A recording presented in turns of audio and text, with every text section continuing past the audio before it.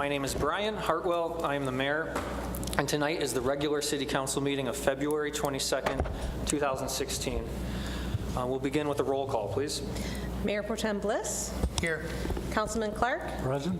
Councilman Corbett. Present. Councilman Gettings. Here. Councilwoman Scott. Here. Councilman Soltis. Here. And Mayor Hartwell. Yes, I'm here. If you're able, please rise for a reading of an invocation by Mayor Pro Tem Mark Bliss. Please remain standing if you're able for the Pledge of Allegiance. Dear wise and loving Heavenly Father, let me first thank you in advance for the thoughts, comments, and concerns from those who are with us here in person tonight, as well as those who are watching this meeting at home. Also, thank you for all of the outstanding leaders in our schools and community groups who are working hard raising up the next generation of leaders within our city. Loving Heavenly Father, I come to you this hour asking for your blessings and help as we are gathered together here tonight. I pray that you guide our council in the matters at hand, and I ask that you would clearly show us how to conduct our work with a spirit of joy and enthusiasm. Help us to work together and to encourage each other to excellence as we focus on making this community even more prosperous with each passing day. Amen. Thank you, Mr. Bliss. I pledge allegiance to the flag of the United States of America and to the republic for which it stands, one nation, under God, indivisible, with liberty and justice for all. Thank you. Please be seated. The first matter of business tonight is a presentation from DTE Energy. We've requested that DTE Energy provide an electrical system health check. And I'll kind of set the table for that. First of all, I'd like to welcome DTE Energy to the City of Madison Heights. We have had a relationship for many decades, and we have a similar purpose. We both deliver services to a large audience. There are slight differences. DTE is a for-profit corporation, whereas the City of Madison Heights is a nonprofit municipality. However, when we fail to deliver services, lives are at stake, businesses are at stake. If we fail to send a police officer or ambulance, people may die. The same thing happens with electricity. If utilities aren't delivered on time, efficiently, and affordably, people can die, businesses may close. And so it's with that in mind that members of the City Council would like DTE to give a presentation on power outages in the City of Madison Heights. It is our common experience that residents in Madison Heights suffer more power outages than our neighboring cities. This is just anecdotal evidence. My father told me he interviewed our family members across the region in Taylor, Warren, Rochester Hills. They can remember 2 or 3 outages in the past decade, while I can remember 2 or 3 outages this year alone. So I welcome DTE Energy. I specifically thank the Vice President of Distribution for DTE, Heather Rivard, who approached me and the city manager to open the books and to come to City Hall with an open mind to address our concerns of power outages. I also want to thank the men and women who work for DTE, the electricians, who are members of the International Brotherhood of Electrical Workers, Local 17, who opened their doors and educated us on how electricity is produced and distributed to our customers. I also want to thank City Council for being prepared. I know we have a lot of questions to ask. So tonight, first I will open the floor to DTE. I believe they have a slideshow presentation. At the conclusion of the slideshow, I invite members of City Council to address any concerns or questions they have. And then I also will open the floor to any public comment, and I will give some brief instructions for public comment when we get to that time. So if there's anyone from DTE that would like to present to council, the floor is yours. It'd be helpful if you could state your name and your position with the company. Perhaps to the side podium. Good evening, Mayor Hartwell, members of the City Council, Deputy City Manager Marsh and staff. appreciate this opportunity to have some time on your agenda this evening. As you stated in your opening comments, we're here tonight to present some information regarding our company to you, primarily a review of some recent power outages that have impacted the community, the steps we have taken not only to address those, but also future steps we'll be taking to improve the reliability of our service here in Madison Heights. I should back up for a second. Michael Palchesko, I am the Regional Manager, Corporate and Government Affairs, Oakland County for DTE.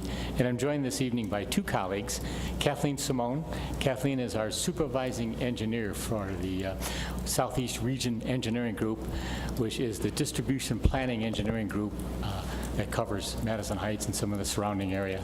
And then we've also got Naira Hagnazarian. Naira is a staff engineer who's very familiar with our distribution system here in Madison Heights.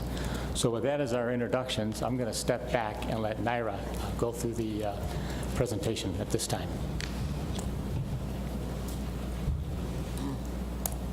Good evening, all. My name is Naira Hagnazarian. I am a staff engineer at DTE Energy. Just wanted to give a brief overview of our basic electrical system before we begin. The power is generated at the power plant, and it reaches to the station through transmission lines, and to the substation through sub-transmission lines, and to our customers through our distribution lines. We have four actually different substations that feed the city of Madison Heights. Two of those substations are located within the city of Madison Heights boundaries. As you can see, the stars represent where the substations are located. Just going over the capacity in the city of Madison Heights, we do not have any problems with the capacity. 12 Mile doesn't have any capacity currently, but that's because it's a well-developed area and we don't see any growth in that area currently. That doesn't typically reduce the reliability. It's just if a customer comes in, a large customer comes in, and if they need to have a load, we typically will figure out a solution. But so far, we don't see any concerns in that area. We have different types of outages. We have sustained outages, which are loss of power for more than 5 minutes. Average 2 at DTE Energy, and we consider a circuit per performing if they have 4 or more outages. Momentary outages are loss of outages 5 or less minutes. These outages are typically caused by a protective device, which actually prevents sustained outages. We also have voltage limits. The normal voltage that we would like to see at the meter is 114 to about 126 volts. It can vary occasionally, and we do recommend our customers to protect their sensitive equipment. This slide goes over the frequent outage area here in Madison Heights. I highlighted the frequent outage areas with red. The first one I'm going to talk about is just south of 14 Mile, east of John R. and I-75. That area had, from 2015 to date, about 6 outages, and they're all unrelated, meaning they're caused by different things. I'm going to go over the 6 outages, which are distributed evenly. So we had animal outages, which typically in this case was a squirrel who interfered with our overhead lines. We have public interference. In this case, it was a vehicle accident. Lightning and trees and wind typically are caused by storm. We had a cable failure, which and we had to put the circuit back after fixing the cable, so we had to have another outage. That affected approximately 247 customers. Right on DeQuinder, actually west of DeQuinder, About 11 Mile, we have 20 customers that have had frequent outages. In this case, 40% of the outages were intentional interruptions. Intentional interruptions can be some emergency work that we had to interrupt the power to fix the circuit. It also can be if we had a scheduled work. However, if we do know that we're going to be working and the power needs to go out, we let our customers know through phone calls. The other 60% were trees and wind. At the bottom north of 10 Mile, right by east of I-75, there were 23 customers affected by frequent outages. 40% were intentional and 60% were trees and wind. And right at that large area, I-75, east of I-75, we have south of 12 Mile, we have about 857 customers, 40% intentional interruption, 40% trees and wind that caused the outages, and 20% public interference. Naira, may I ask a few questions of you? Of course. Thank you. How do you define frequent? 4 or more outages, sustained outages. And so, for example, the district in the heart of the city from 11 Mile to 12 Mile, where it says 857 customers. So those are 857 customers who have frequent outages. How many customers total have been impacted by any type of outage, even if you don't classify them as frequent? I'd imagine it would be more. You're just reporting those who are classified as frequent, but Yes. what about those customers who aren't frequent but still had outages? Do you know that number? So we can get back to you on that. We can give you a list of the City of Madison Heights circuits and all the outages that it happened within the past year. How long will it take to get that information? We can get back by the end of this week, possibly. We can talk afterwards, but I believe by the end of this week, possibly, or beginning of next week. Your Honor, just one quick question. You gave a number of 6 outages for the one in the northeast corner. What about that middle corner that the mayor referred to? What was the total number of outages, regardless of the classification? I believe it was either 4 or 5 outages. One second.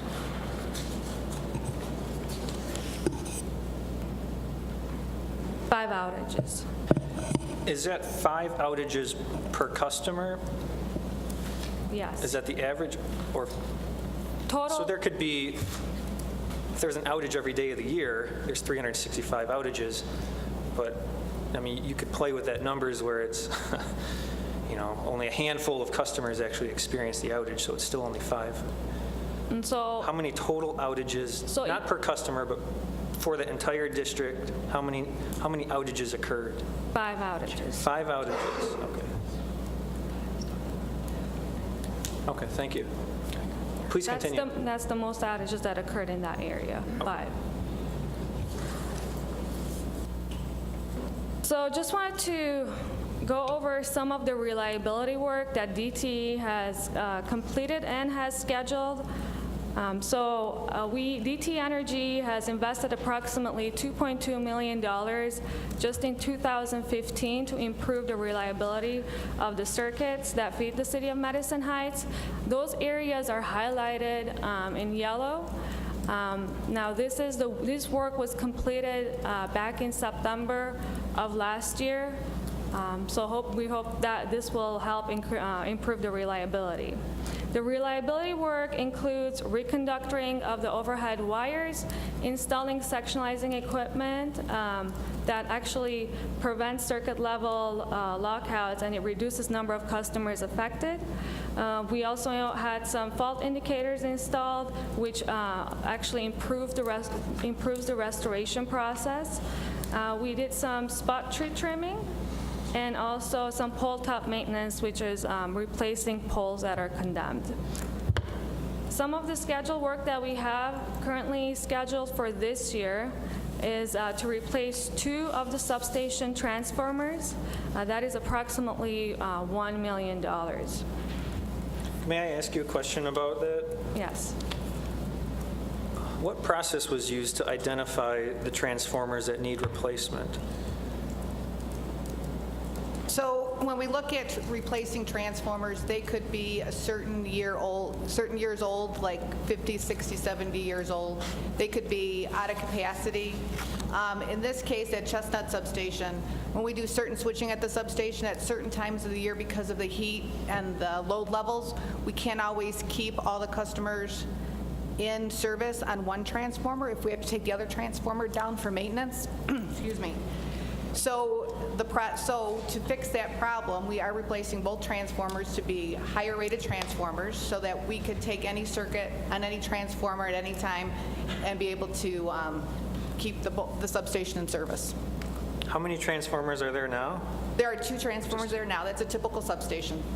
Okay. And what's the life of the transformers in the other substation? Are they scheduled or slated for repair or replacement? No, they're not scheduled for replacement or repair. Right now, they're working fine. We are able to carry the load of the substation on either transformer and the other substations, so there's no need to replace them. Okay. And what type of outages will replacing the transformer remedy? No customers will see any outages. It's transparent. We take all the load, tie the transformers together, so that all the customers will be served from one transformer, and then we take the transformer down that's being replaced. We do one at a time. Okay. Oh, I'm sorry. I meant to ask, because one of our concerns is we have many outages in this city, so the hope is you are going to identify the causes of those outages and fix the underlying cause for our outages. So I guess that's the context of my question. How will changing these transformers reduce outages in Madison Heights going forward? So it won't reduce single outages. It'll reduce it during a peak load time when we have an equipment failure that takes part of the substation down. What happens when we have a 2-transformer substation, if the line into one of the transformers goes down or some equipment breaks between the transmission line and the transformer, a transformer will go down. All the load is automatically thrown over to the other transformer. Customers will see a blink less than 5-minute outage to do that transfer because it's automatic and they have to clear the fault. But that's the reason why we typically have 2 transformers at a substation. So correct me if I'm wrong. Replacing the transformers is no guarantee or no solution to reducing outages. All it does is when an outage does occur, it makes it easier for the system to still distribute power. When a substation outage occurs, On a yeah. substation, okay. But it also helps, a transformer is not overloaded. Okay. Your Honor, Please, Mr. Bliss. may I piggyback off of that? Go ahead. So it was mentioned that we've spent, or DTE has spent in investments $2.2 million last year in September, and then another $1 million to be spent this year. What is the estimated decrease in outages that you've planned based on these investments? Do you have that data? We don't have that data. The $2.2 million that we spent, it was all of 2015, so from January about to September that all the capital work took place. The way we determine what needs to be done and how what we replace, what we improve, depends on where the outages are. So we do root cause of the outages, and we try to fix those out. We fix those root causes, especially if they're repetitive. So that's how we go about spending the money. That's how we do reconductoring. Sectionalized equipment is like fuses. So instead of having a big long line and a tree takes down a wire and a whole circuit is out, could be 500, 600 customers, we split the circuit up in sections so that if a tree takes out part of the circuit, not all the customers are affected.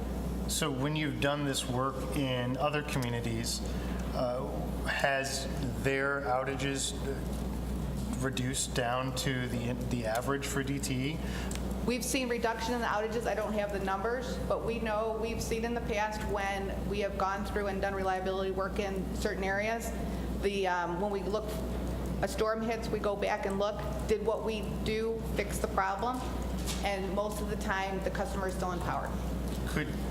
would you be willing to get us that data as well by the end of the week with what we should expect after this investment? Because I know a lot of the public that are watching would like to know that you spent $2.2 million, you got another $1 million on the way. Will that actually reduce the outages? I know in theory it will, but I'd love to see an example of another community that this work was done in to confirm that that is in fact the case. We probably wouldn't have it by Friday, probably another couple weeks. Okay. We gotta do some digging into that. Mr. Bliss, may I piggyback off your question? I think it may be helpful, and maybe I'm jumping the gun, maybe you have a slide. I'm looking at the slide where it had 857 customers, had frequent outages in the heart of the city. And you actually had some good data here. 20% of those outages were caused by public interference. 40% by intentional interruption, 40% by trees and wind. So I guess my question is, what is the specific plan that DTE has to try to reduce each of those? I guess public interference, what can you do? If there's going to be a car accident, you can't, I get that, you can't stop public interference. But what specific projects do you have in mind to reduce intentional interruptions and trees and wind outages? And why do you think that's going to be effective? I mean, that I think goes to Mr. Bliss's point. What data or evidence do you have that your ideas are actually going to make a difference here? Okay, so trees and wind, if I'm going to skip a couple of slides. So we do have tree trimming scheduled for that area. Since 40% of the outages were caused by trees, we're going to go ahead and do some tree trimming in that area this year. So that should reduce the number of outages that are caused by trees. So we can go ahead and do that. The intentional outages, I see one of them was caused because there was a fire. I'm not sure what the fire was caused from. I don't know if a vehicle hit the pole, but we had to intentionally cut the power so our crews can go ahead and operate to restore customers. The other intentional outage, I believe it's usually necessary to do some emergency work. So sometimes we don't have enough time to let the customers know.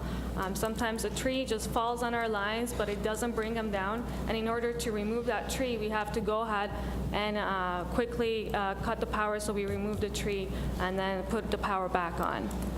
So we can, the intentional interruptions are, for the most part, beyond our control. We have to make some emergency repairs. The trees, we have a plan to do some tree trimming. And the public interference, that's also beyond our control. So Mr. Mayor? I'm sorry. I'm sorry, go ahead. No, floor is yours, Mr. Soltis. I had a question about the tree trimming. Was there any issues, problems that you found in different cities in terms of the tree trimming? Were they, like, in terms of notification, turn off their electricity without any forewarning? I have an entire slide on that I was going to go through that will address those Sorry. questions. Thank you. Actually, that's coming next. Thank you, Mr. Mayor. Okay, I'd like to finish I'd like to continue on our discussion right now. So, okay, intentional interruptions. Are there any more intentional interruptions, and what could possibly reduce those? So we do try, if we know we have to do some work on the circuit, we do have plans where we transfer the load to an adjacent circuit if we know the intentional interruption is coming and it's scheduled work. That way our customers don't see any outage. They're just transferred to another feed. However, in some emergency cases, sometimes we don't have a choice. And I really don't know how many more we were going to have. It just depends on, if it really needs to be done to be safe and to get the power back, and that's just the way it has to happen. Okay, those are the easy ones. So another neighborhood, the one in the north end of the city by Whitcomb, along John R., also experienced outages for public interference, trees and wind, lightning.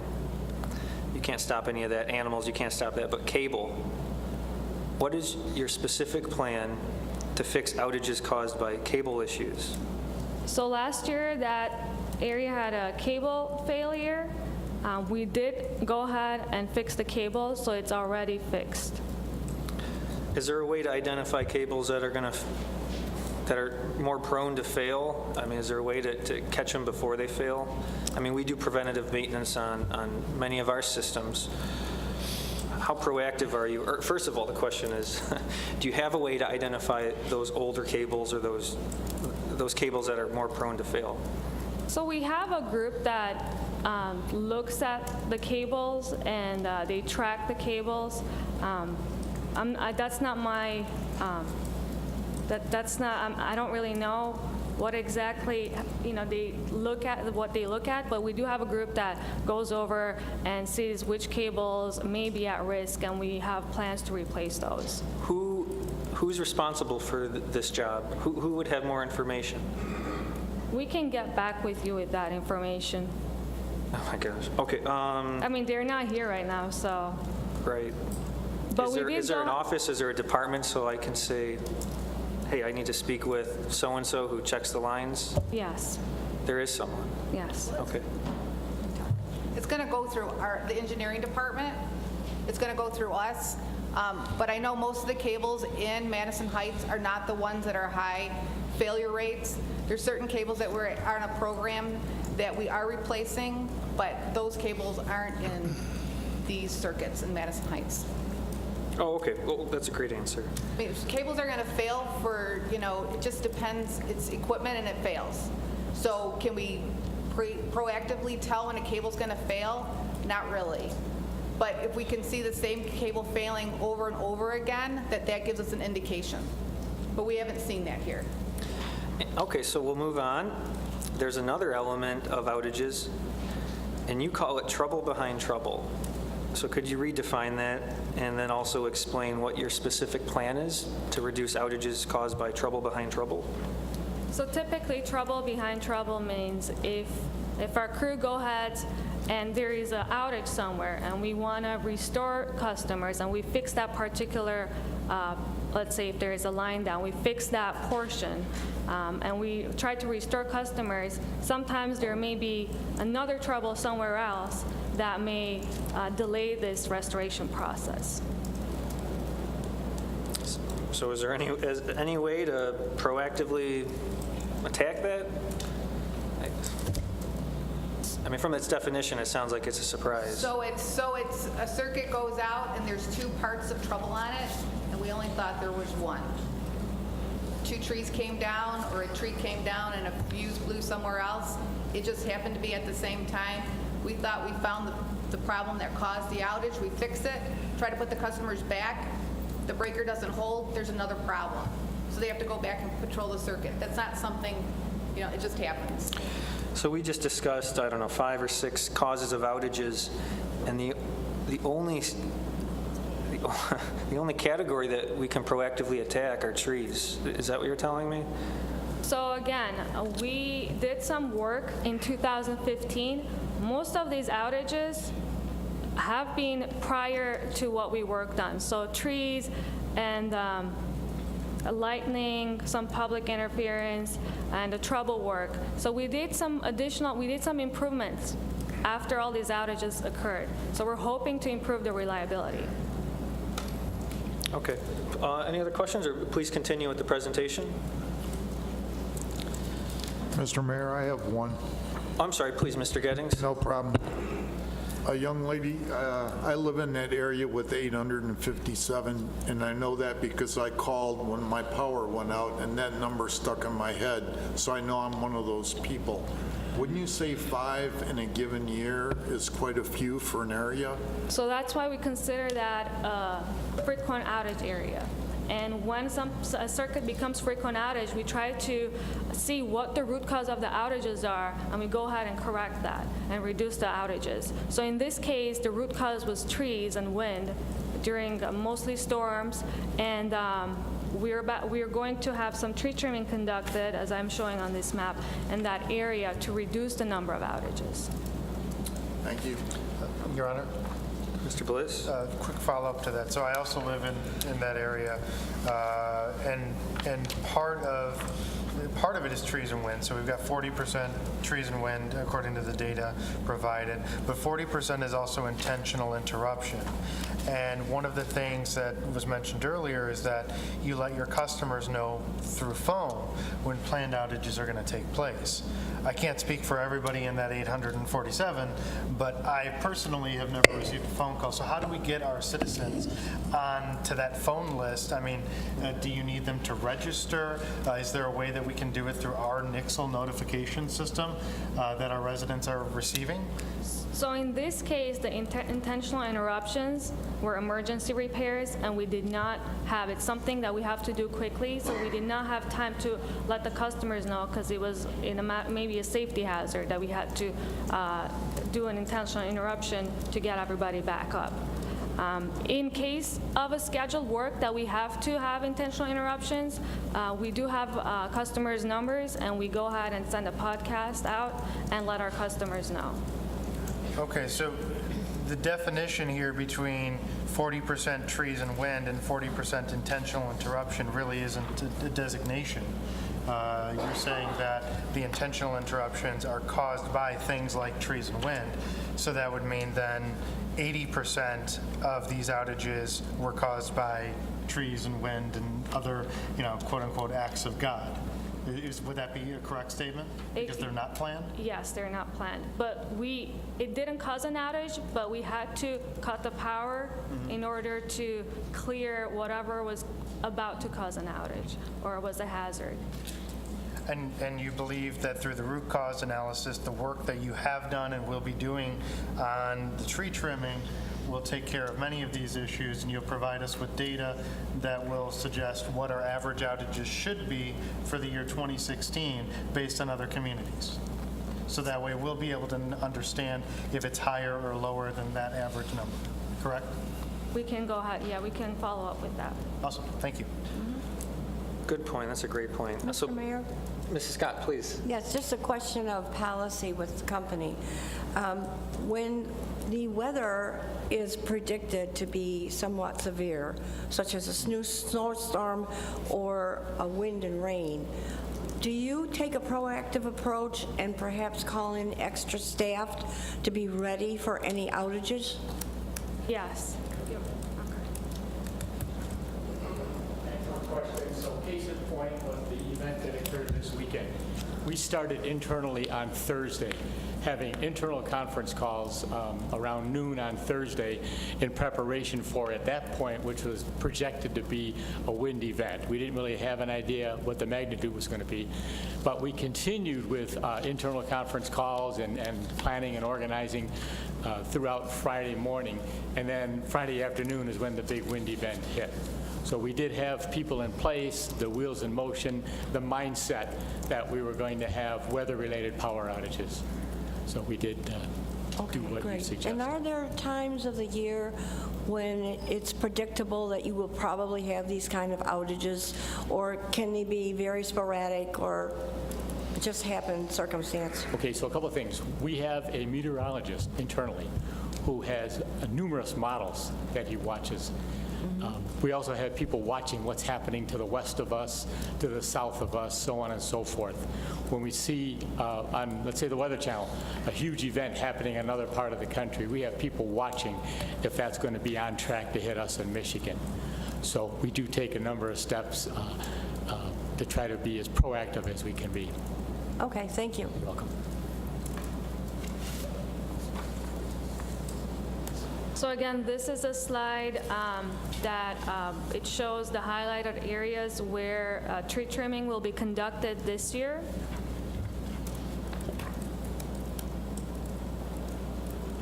Could you go back to that map just so we can help define? I don't think everyone's familiar with the map of the city. So, the city's 4 miles tall, 10 mile at the bottom, 14 mile at the top, 12 mile is the band in the middle. So, it looks like you have a tree trimming plan along 14 mile, along 12 mile. What's the part to the west? Is that 13 mile and 75? Yes, that would be 13 mile. And then also the dark gray area, that looks like a large swath of the southern half of the city. So yeah, that's south of 12 mile, or right on 12 mile, and east of I-75. It looks like maybe all the way down to Lincoln, that's my guess. So Yes. 12 to the north, Yep, all the way to all the way down to Lincoln, which is 10 and a half. And then kind of rides up John R. and then branches out east towards, that must be what? Is that 11 Mile towards the high school, Madison High School, I'm guessing? Yeah, Okay. that would be, it's just south of 11 Mile and west of DeQuinder. Why are you focusing on these areas and not all four corners of the city? So the other areas, as I show on my previous slide, we already had some spot tree trimming conducted and some reliability work. So it is not needed to have the tree trimming conducted in those areas because we already went and identified some trees and we already went ahead and did some tree trimming. And this was last year. This particular areas, we saw a lot more outages that were caused by trees, and in order to reduce those, we have this tree trimming scheduled this year that focuses in those areas. Okay, so trees, they keep growing back every year. How, when you trim or if you remove a tree, the tree is gone, but when you trim a tree, what's the expectation that it's going to stay trimmed? I mean, is it, how many years until you expect you have to trim again? So we have processes depending on the vegetation in the area, 3 to 5 years. We come back and trim the trees. I'm not sure exactly. I'm not the expert in vegetation management, but I know we proactively go ahead and look at the things, and if there's a tree that's causing an outage, we'll just come and trim that tree. But if it's a large area, we have line clearance, which is this tree trimming program that we go ahead and trim the entire neighborhood. Thank you.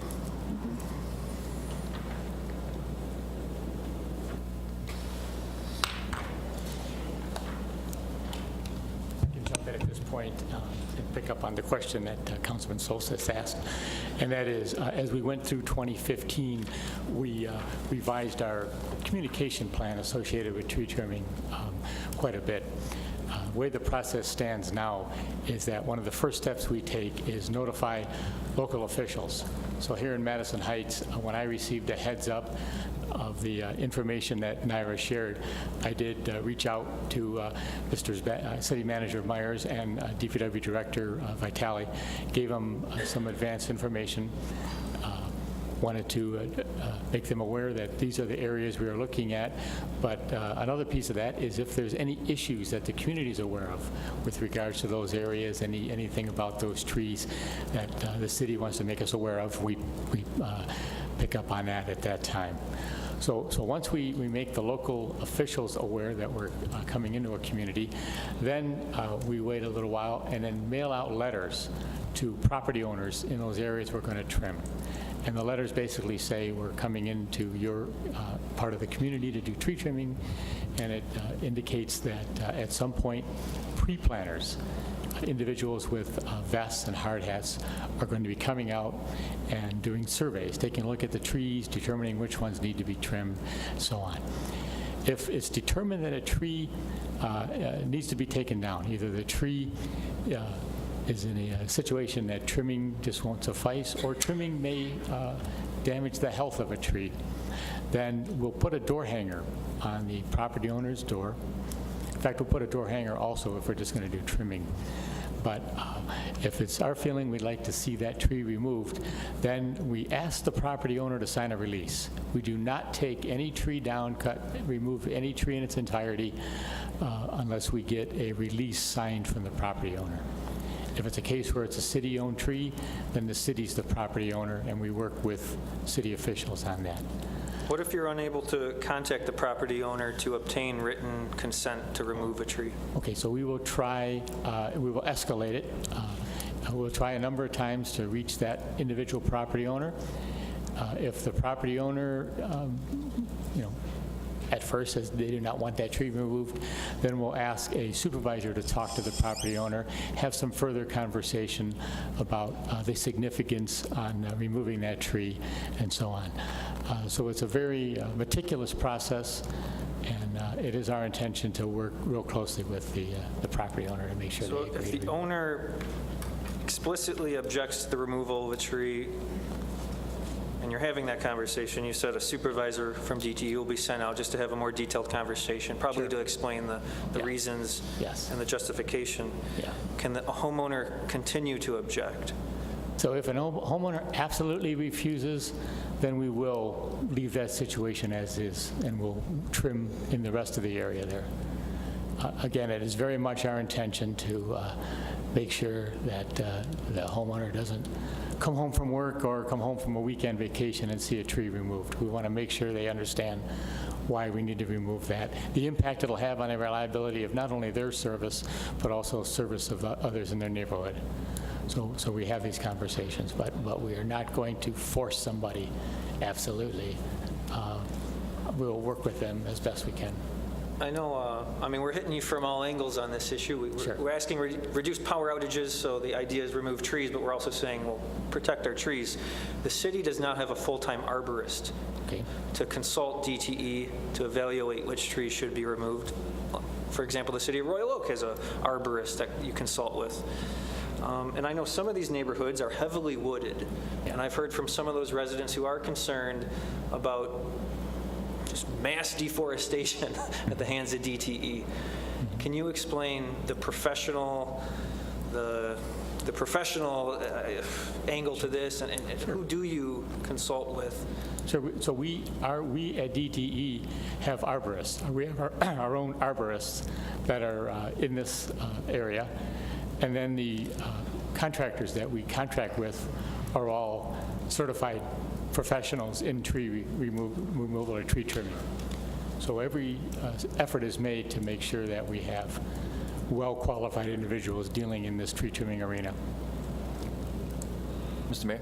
Please. Quick question. How long has this tree trimming project been going on? So we are just now starting. What happened was in 2015, we did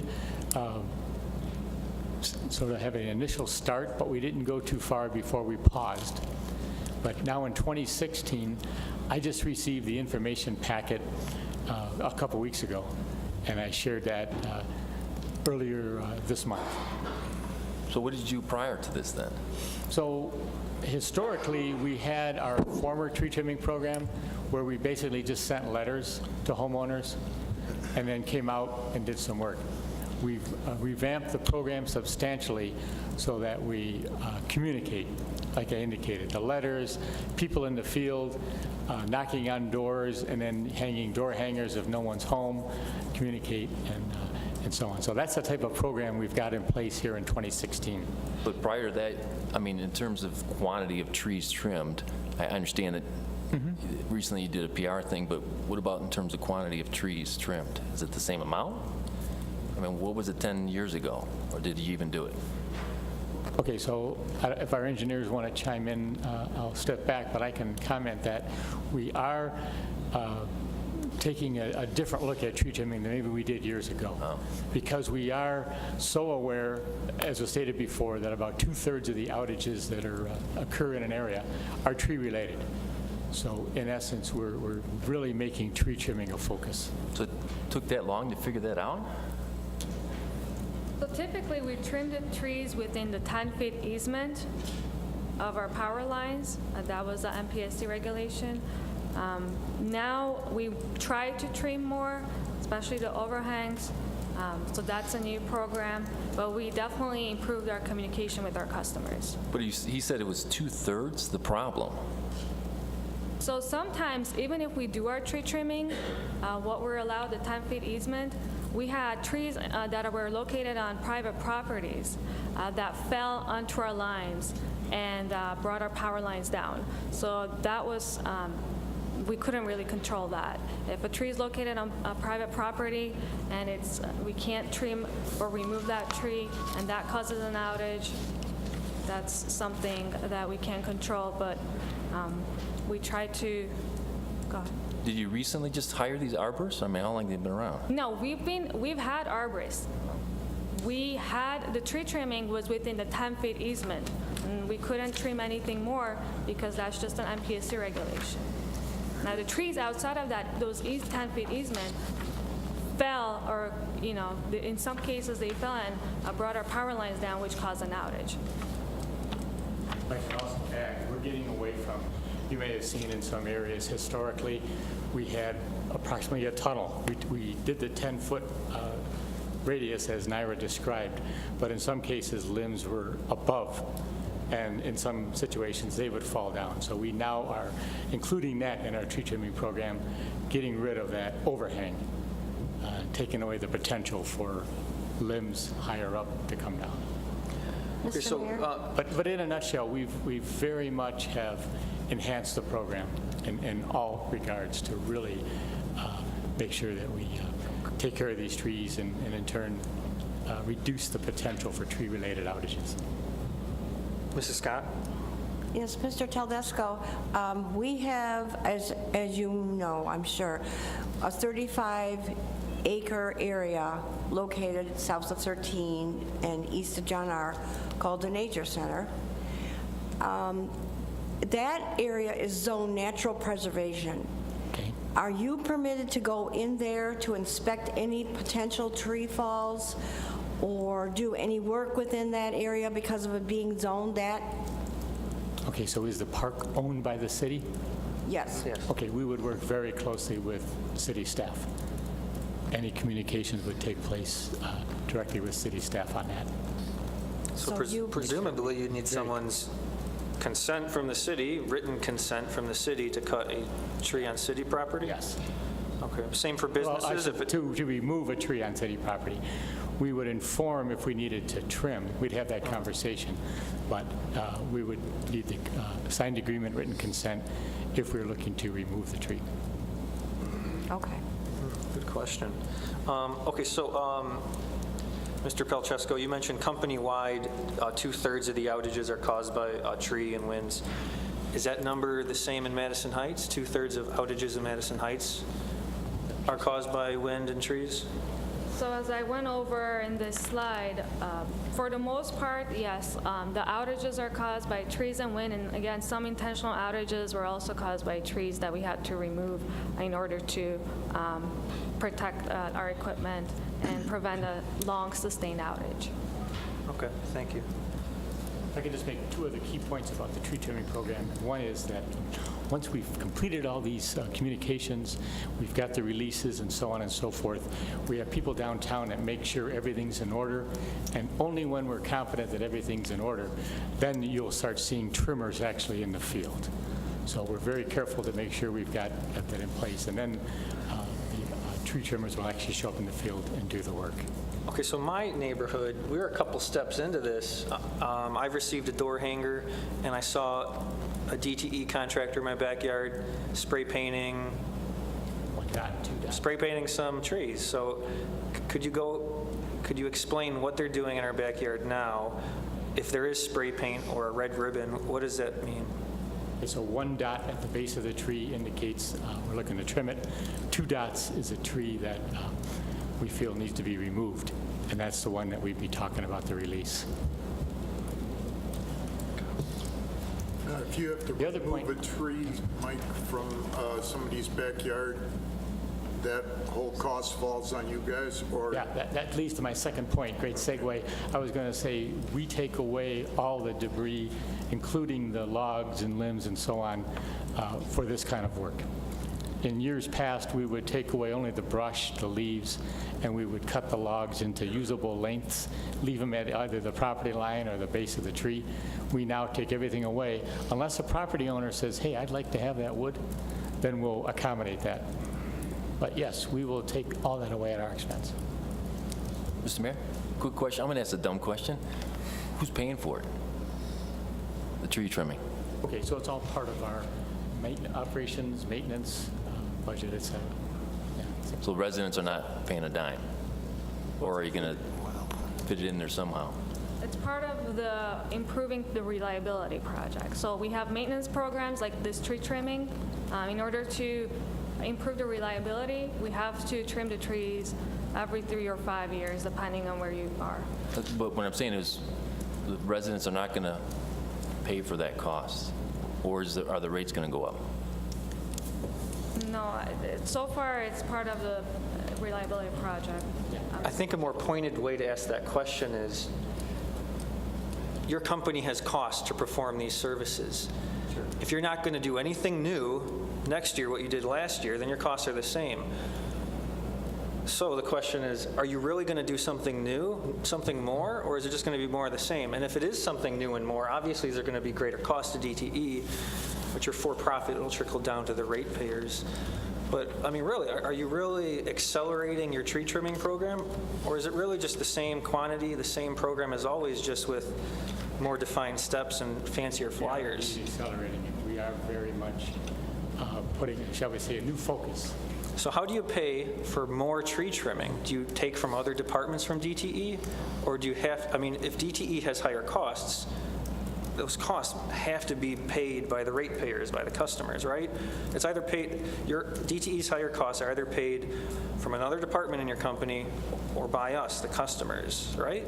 I mean, am I missing something? That's what I was So asking. right now, it's part of the operations budget, but we can get back to you with a more detailed answer. Yeah, like I'd be curious how much that cost is for that whole tree trimming project of reliability at Madison Again, our Heights. goal is to improve reliability. We won't go and trim trees if it's not interfering with our lines, and if we don't see any tree that we think is going to cause a hazard and fall in our lines. Right, no, I'm not implying that. I'm just curious how much the cost would be and who's going to bear the burden. We'll have to get back. Well, thank you.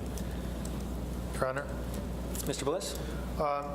The tree trimming, I mean, we've established that the tree trimming is basically the solution to 2/3, if not a higher percentage of the outages in the community.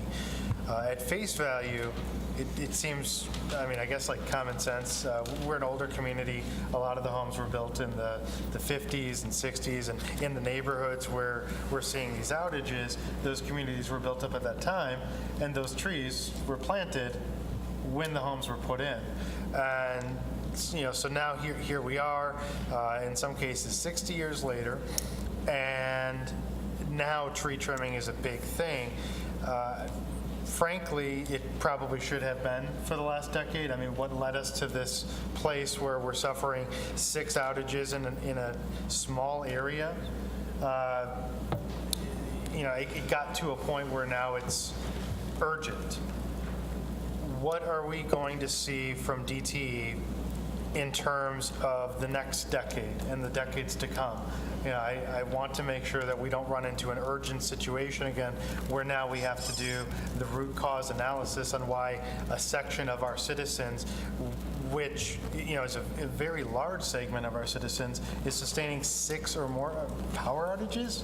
I mean, the amount of money lost in food in the fridge if it's a sustained outage, the inconvenience, you know, particularly for our elderly or those with young children. What is going to be the plan to make sure that this isn't just a one-time publicity where we're going to do this tree trimming and then 10 years from now we're having the same exact conversation here? So I'll say a little bit, and if you want to chime in, but we are taking advantage of new technologies out there, new types of equipment that could be used to not only help us identify power outages, but help us reduce the length of time an outage occurs. We have a program called Efficient Frontiers that's designed to allow us, if an outage does occur, convert the customer's source to a nearby source so that the length of the outage is reduced. But again, I know engineering is part of their process. They're looking at, what other technologies are out there to help them improve service. I don't know if you have anything else you want to add. So again, since most of the outages are caused by trees, we're doing the tree trimming. We also are trying to reduce the number of customers that are affected in case of a tree that falls down on our lines. So let's jump back 5 years ago. What was the percentage of outages 5 years ago as it relates to the cause of trees and branches? In that, I don't have that information. So again, tree-related outages are going to be cyclic. We're going to trim, they're going to grow. So that's why they're on a cycle to be trimmed. We can't trim all 2.1 million customers every year. So I get that. it's on a cycle. If one area experiences more outages, tree-related outages, out of the cycle, the 3, 4, 5-year cycle, we'll readjust and we might pull that circuit ahead. What I'm asking is, we have the data right now for 2015. Madison Heights residents, and this is not data specific, this is, just water cooler talk, as it were, but we've been suffering frequent outages for years. So I'd like to know what the trend line suggests. Has it been increasing, or has it been pretty much the same, but just different neighborhoods as you're trimming? I mean, could somebody at some point have seen this, and should they have spotted this trend? And I guess my second question is, what's in place for reparations for customers with frequent outages?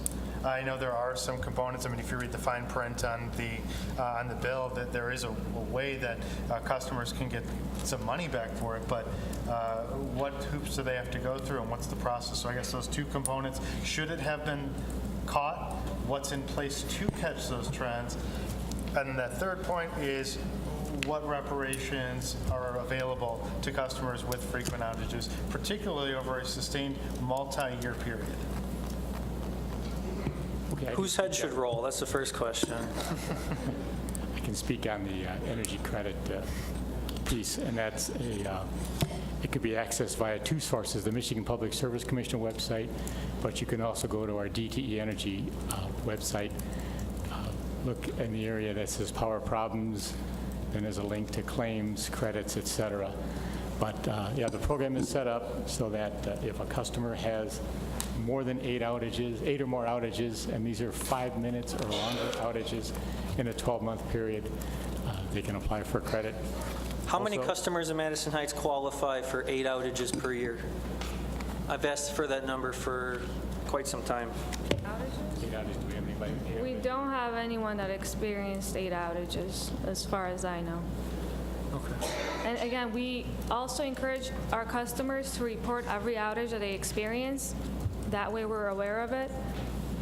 So that's also important. How many customers experience 7 outages? Do you know that? I'm not aware of any customers that experience 7. The most that I've seen in this case is 6, and I've highlighted with the red. You're not aware if there are 7. That means you just don't know, and there could be, or you're saying, no, there were none? That There were not, in my knowledge. Okay. Has DTE paid out rebates to any customer, company-wide, who had 8 outages or more? I believe there have been some areas where they did have situations like that. But again, once we become aware of it, we have a number of metrics we have to meet to reduce the potential for future outages. So we're constantly trying to be proactive to keep that number down. But there are some areas that have hit that 8 or more, and they are covered by this credit program. There were other qualifications for different rebates? Well, there is one where Continue. if we're in a situation where we've got about 200,000 customers or more out of power, and you're in a situation where you've been out of power for 5 consecutive days, 120 hours, then you qualify. And that wouldn't apply to Madison Heights in any way, would it? Clearly, we don't have 200,000 customers. No, what it means is, I'm sorry, system-wide, if we have a catastrophic event where 200,000 or more of our customers across our service territory are out, in that situation, Public Service Commission recognizes that we're working to get people back in service. But if someone's in an area that they've had 5 days or longer without power, this credit will apply also. Has DTE ever paid rebates under those conditions? 200,000 or more customers system-wide, or 5 consecutive days of I'll have to outages? get back to you on that one. I personally am not aware, but we can check. I mean, it sounds like the rebates are a hurdle that the customers can never jump. Maybe those need to be reevaluated. Okay, so this did go through the Michigan Public Service Commission, and it did go through a process where it was reviewed, evaluated, comments taken, and so on, and this was the final product. Very well. Oh, I'm sorry. Your Honor, Mr. Bliss? I just want to make sure that I get an answer to my other question, and that is what the trend line suggests. Do we have the data for the last 5 years of outages, particularly in these neighborhoods, so that way we can compare and see if there was a trend? So we do have the data. We can get back with you on that. Okay. And is that also within the 2-week period that we've been discussing? Yes. Okay. That way we can post it on our website for our citizens. Mr. Mayor, quick question if I can? Please. Follow-up. So the Michigan Public Service Commission was related how to the rebates? Did I hear that correctly? They were the ones that, when this concept was developed, initially you had to go through the Public Service Commission to get the rebate. You had to go through a channel that they provided. Since that time, you can also go through the DTE Energy website, as I explained earlier, to apply for it. You just follow the prompts. You can put an online request for it. Thank you. Would you like to finish your slideshow, the presentation? So the only other thing I was just going to add, this is the last slide, and that has to do with the multiple ways to communicate with us. In recent years, we've evolved in a number of ways. Historically, the 1-800-477-4747 number was the only way to reach us. You can still reach us via that. It's a 24/7, 365 system in order to follow the prompts and enter information. Also, we do staff that 24/7, 365, but you can only do normal business. You can only handle business like billing and other business issues during pretty much the normal business day. But if you're in a situation, say in the wee hours in the morning, where you absolutely want to talk to a customer rep about an outage or so on, you can follow the prompts and eventually connect with a customer rep. But we've also, the DTE Energy website has been enhanced to allow customers to report power problems, power outages, get updates on outages. Also, we have the outage map that you can access and see how many people in your vicinity are without power, if the outage is limited to a small area or it's a large area-wide event. And then we've got the telephone apps. You can get information on those. And recently, we've worked hard at synchronizing the information. When the telephone apps first came out, there were some times where people were getting different information on the online system versus the apps. But we've worked very hard to make sure that information's synchronized. And now we're pretty confident that people will get the same information through both avenues. Thanks. Okay. Any more information? That concludes our slide presentation. Well, thank you. If you'd please stick around for a few more minutes. Oh, actually, let's stay right there. I did have a few questions. When there is a large system-wide outage that may affect multiple cities, how does DTE prioritize what gets fixed first? Where are the boots on the ground sent first? So first is hospitals and schools. Then it goes to the highest number of customers out in an area, like a circuit. And then it goes down from there. Like, so over the weekend, they prioritize through the night. Friday night, the wind came in. They'll work through the night, get a list of outages from our computer, and start what crews are in what area, how many crews does an area need, and they move them around. Even though, you know, we may have 10 crews in Redford on a daily basis, just for instance, and we only have 5 here. They're just numbers I'm making up. We could move those 5 crews from Redford up to here if the damage is worse here, if the number of customers out in this area is more. So they're constantly being moved around to restore the most number of customers first. But again, police and fire, hospitals, schools. Okay, great. Is there any priority for senior citizens or those who have medical equipment at home? Is there any way to monitor that or catalog those vulnerable residents? So it is something we're looking at, especially senior complexes. What we do in major catastrophic events, we do try to reach out to community leaders to see if they're aware of a senior complex that might be out of power. And so then we keep track of that downtown, and we share that information with the managers of the storm so that they're aware that there's a complex out. So we are taking strides in that direction. Just to add on to that, and if we know about it, just because, and it's a lower number of customers out, they can reprioritize and make them a higher priority if they know about it, and if there's a crew available. Who would need to contact you to escalate that response? A city official, a mayor, a councilman, a needy senior?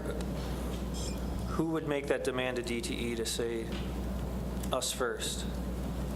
So I think we can, as a start, if you're aware of any, if we can get a list from you of the senior complexes or any individuals that you're aware of that are in that situation, and you want to share that with me, then we can begin that conversation.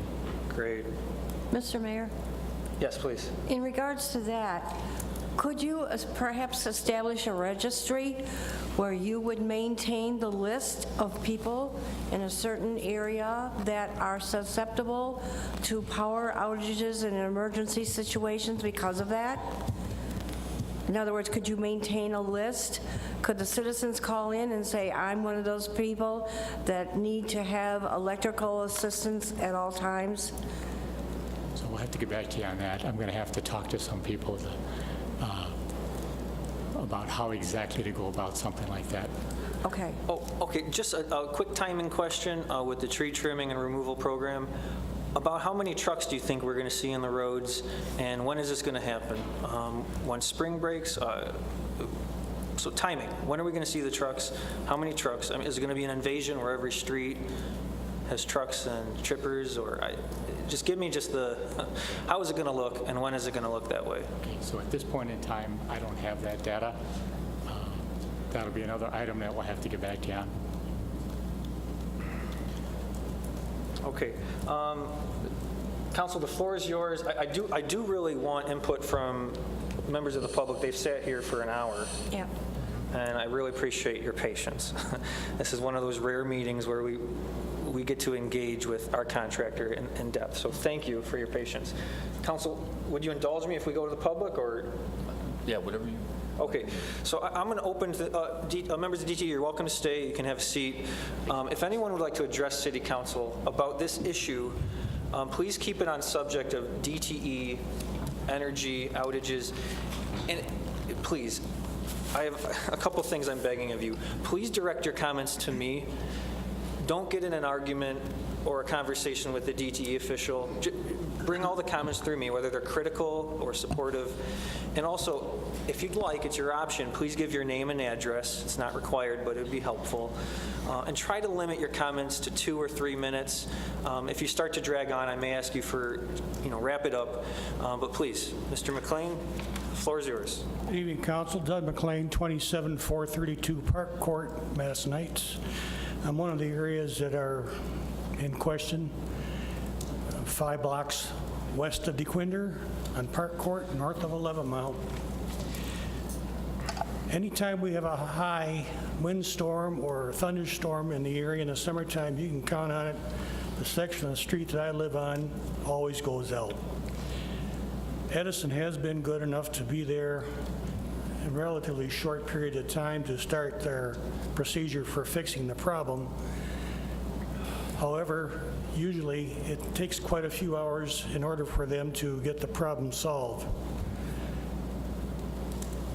Last year, they came through on the west side of Park Court from 11 Mile Road back to 12, I think it was, and strung up brand new power lines and utility poles. I think if that was done on the east side of Park Court, the problem might be solved a little bit more, because the poles back there are relatively old. I got a woodpecker that goes back there in the morning, and he's hammering on the top of that pole for a couple hours at a time. But anyways, I have a generator that I run my house on in case something like this happens. The other thing I'd like to address council on is the smart meters that are on the homes. Ever since those smart meters have been put onto my home, my electric rates seem to be going up quite high. I don't know if Edison's reading those things electronically from a different source or how it's being done, but I'm running my house on darn near candle power right now because trying to keep the energy bill down as much as I can.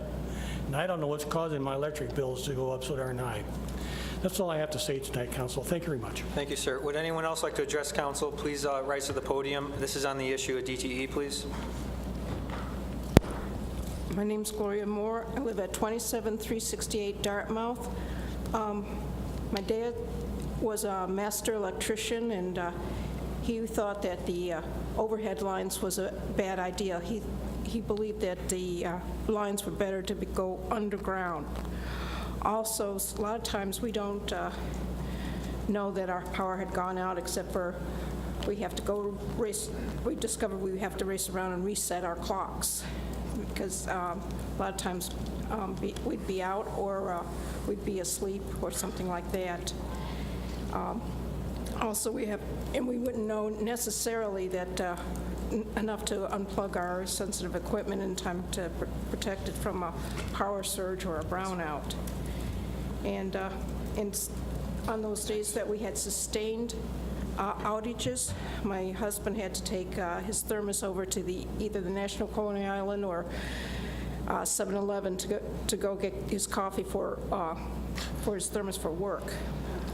And I do remember that during the summer, when there's sustained outages, the house would get hot like an oven. During the winter, our house would freeze up, and you run the risk of carbon monoxide poisoning by leaving the oven on. Also, I've heard in the news that somebody had their power generator in their house, and their whole family had died recently because of that. Thank you, Ms. Moore. Any final thoughts? No, that's it. Thank you. Thank you. Hello. Good evening, Mr. Mayor. Tony Austin, 28675 Cousins Avenue. I'm in the heart of that red dot you see up there. I just want to, first of all, two things real quickly. First, I would like to thank you, Mr. Mayor, and the rest of the City Council for just thinking about the citizens and being able to bring DTE to this forum so we can have a good discussion. Just 2 points. One, I just happened to realize that in my neighborhood, it wasn't always weather related, or like you said, Mayor Pro Tem, acts of God. Sometimes it would be in the summer in the heat. And so hearing today about transformers being replaced, I just hope that is the case, because I do recall, and I probably was part of, I know they said it was only 6 to 7. I remember more at my house, but it seems like a lot of the was not, it was weather related, but it was a lot just in the dead of the summer, no wind, just hot, and then all of a sudden the power goes out. So I just wanted to point that out because I was worried about that, and then the other gentleman talked about, my second point was about the utility lines. If you take a drive around the city of Madison Heights, some of those utility lines, we're talking about trimming trees, some of those lines, like, it is really loaded down with the power lines, and it looked like it's about to snap. I used to always wonder when I'm riding around, boy, if we do have a big windstorm, will it take it over? So just want to point those things out, but I thank this forum for being able to address the needs of the city. Thank you. Thank you, Mr. Austin. Actually, you know, I do want to ask DTE, can you respond to those issues? You know, what happens when it's a blue skies out in the middle of summer and a power outage happens? I mean, can we put a finger on what's the likely cause of the blue sky outages? And then the second line, what can be done if a resident notices a pole that's leaning or lines that are sagging? So again, some of these outages during maybe sunny days that you mentioned could have been caused by public interference. I remember a couple of those outages, one of them was caused by an animal. The other one, there was a private tree trimming contractor that was trimming a tree that was just doing it on private property that fell on our lines and caused an outage. So in some cases, it's not, even if it's sunny out, you may see outages due to those things. And if poles are leaning, if there's a dangerous situation or just a suspicious situation with a pole? I would suggest call our number, 1-800-477-4747, to report it, and we'll have someone take a look at it. Thank you. Would anyone else from public like to address City Council on this issue? My name's Joe Jenkins, 26708 Osmond. I just had a couple of questions. I know the council members were asking for information in like the 2-week span, and I just was thinking of other information that could be asked. I know that I've seen a lot of like subcontractors on DTE property doing various work. I'm assuming they're subcontractors. I was wondering if possibly maybe DTE has staffing issues and maybe they don't have enough staff to cover all the work that's in the area. I work right next to, I think it's a substation in Warren, and I've never seen a DTE truck in there. I've always seen ITC in specific. Second problem that I wrote down was what makes a sustained, I know what makes a sustained power outage more important than a momentary power outage, but there's momentary power outages that can cause more problems than a sustained, like somebody came up here earlier and talked about power surges, seniors with oxygen tanks that require power, just things like that that can go wrong with even a momentary outage, and why maybe momentary outages shouldn't count or couldn't count for the outages in total for the rebates and such. We were talking about how to prevent things that aren't just tree trimming, and they said things like cables fail, or for example, the public interference with car crashes or incidences, probably like the private tree trimming contractor. Are there like trends that show like specific poles have been hit more than others and cause more public interference? Maybe those poles need to be moved farther away from the street, things like that. Are there specific intersections that have traffic lights that cause the circuit to go down more than others? Mr. Jenkins, can I cut you off at that? Yeah, that's fine. That is a good question. You can have a seat, please. Yeah, globally, is there a plan to redesign the system, maybe to install more underground lines, or to relocate where the poles are, or relocate where the lines are?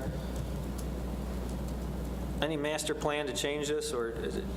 No, just... So anytime we have a frequent outage, we definitely go ahead and look at possibly redesigning it or improving the reliability by installing sectionalizing equipment. So we do take a look at everything. If, in some cases, if there is a line that's in backyards that has a lot of trees, we look at the possibility of moving it to the street, if that's going to solve the problem. So yeah, we do look at relocation or redesigning of the lines and also installing sectionalizing equipment. And are there staffing shortages I'm where you not need to go aware. outside your internal employees and hire subcontractors? I am not aware of any staffing issues right now. I do want to comment on the ITC. The ITC company, International Transmission Company, is the company that manages the high-level, high-voltage lines. So it could very well have been, they do have stations around our service territory. So it could have been a situation that the gentleman saw ITC trucks servicing an ITC facility. But we do work in partnership with them, but they are a standalone company. Okay. Anyone else like to address City Council on this issue? I just have a question in regards to... Can you pull the mic a little bit closer to your mouth? Thank you. I'm short, sorry. They say that they if a person totally refuses to have their tree trimmed and it affects the other neighbors, is there not something we can do about it? Because I know there's a tree that's growing around it. They've even replaced all of the wires up and down behind our houses, and that tree is still there. And they don't trim around it or trim any of it. And that's what I was wondering, is there anything that the neighbors can do other than throw stones and break the bricks or break the branches? No, the neighbor has no property rights. I mean, you don't own your neighbor's land, they do. No, they do. And DTE has an easement over that land. So no, He's just going to let the tree grow and we have to deal with you that. just don't invite your neighbor to the summer barbecue. But, I mean, I think that's what DTE, their plan is to accelerate that conversation with that homeowner. So I would encourage you to do the same. Speak to your neighbor, if this is important to you, to give your neighbor more reasons to address the issue. But no, you don't have any rights over someone else's land. No, I was going to climb up there. Yeah, good question. But, but thank you. Oh, would you like to give us your name? Oh, sorry. It's Barb Perkins, and I live at 27855 Hamden in Madison Heights. That's right. Thank you. Have a good night. Would anyone else like to address City Council? I just have a quick question. 10,000 Americans a year die from particulate matter discharge from the coal-fired power plants. And I would like to know, all this really boils down to, is DTE maintaining the power lines well enough? One of the practices that they generally use involves PGRs, plant growth regulators, different chemicals that stunt the growth. And I would like to know which ones of those chemicals they are using in the community. And also, I would like to know if there is going to be a comment section for other business later. Thank you. Well, that's way over my head. I don't even understand what you're talking about. You said there are 10,000 deaths for what? What's the cause? It's particulate matter discharge from the coal-fired power plants. We put a lot of health issues up for the community, for the electric systems, and for the grid.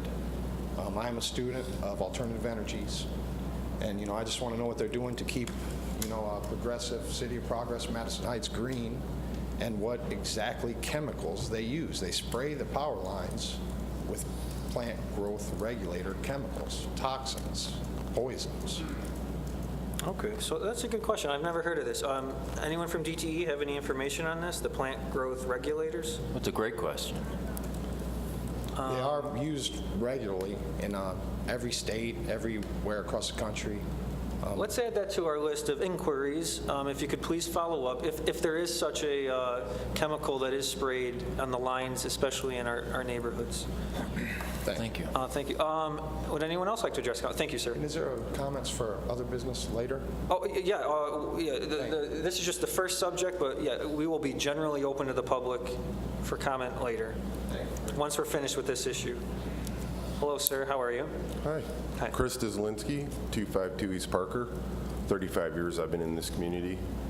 I think in the past couple of years, the whole power outage thing has just got out of hand, and I truly believe it's just downright flagrant. I mean, it's unacceptable. We pay a lot of money to have power, and it's just my 2 cents on that. And as far as the infrastructure, I'm wondering, what is the percentage that we actually get from nuclear, and what is the actually that we get from coal? I've heard that the nuclear plants are supposed to be going offline within the next, I don't know, couple years. And I mean, common sense would tell you it takes years to build a nuclear plant. So how are they, we get our power from somewhere, right? You showed us where it comes from, but didn't show exactly what it was that was powering that. That's a good point. That is a relevant question to the slideshow. Do we know the percentages of the source of how power is generated?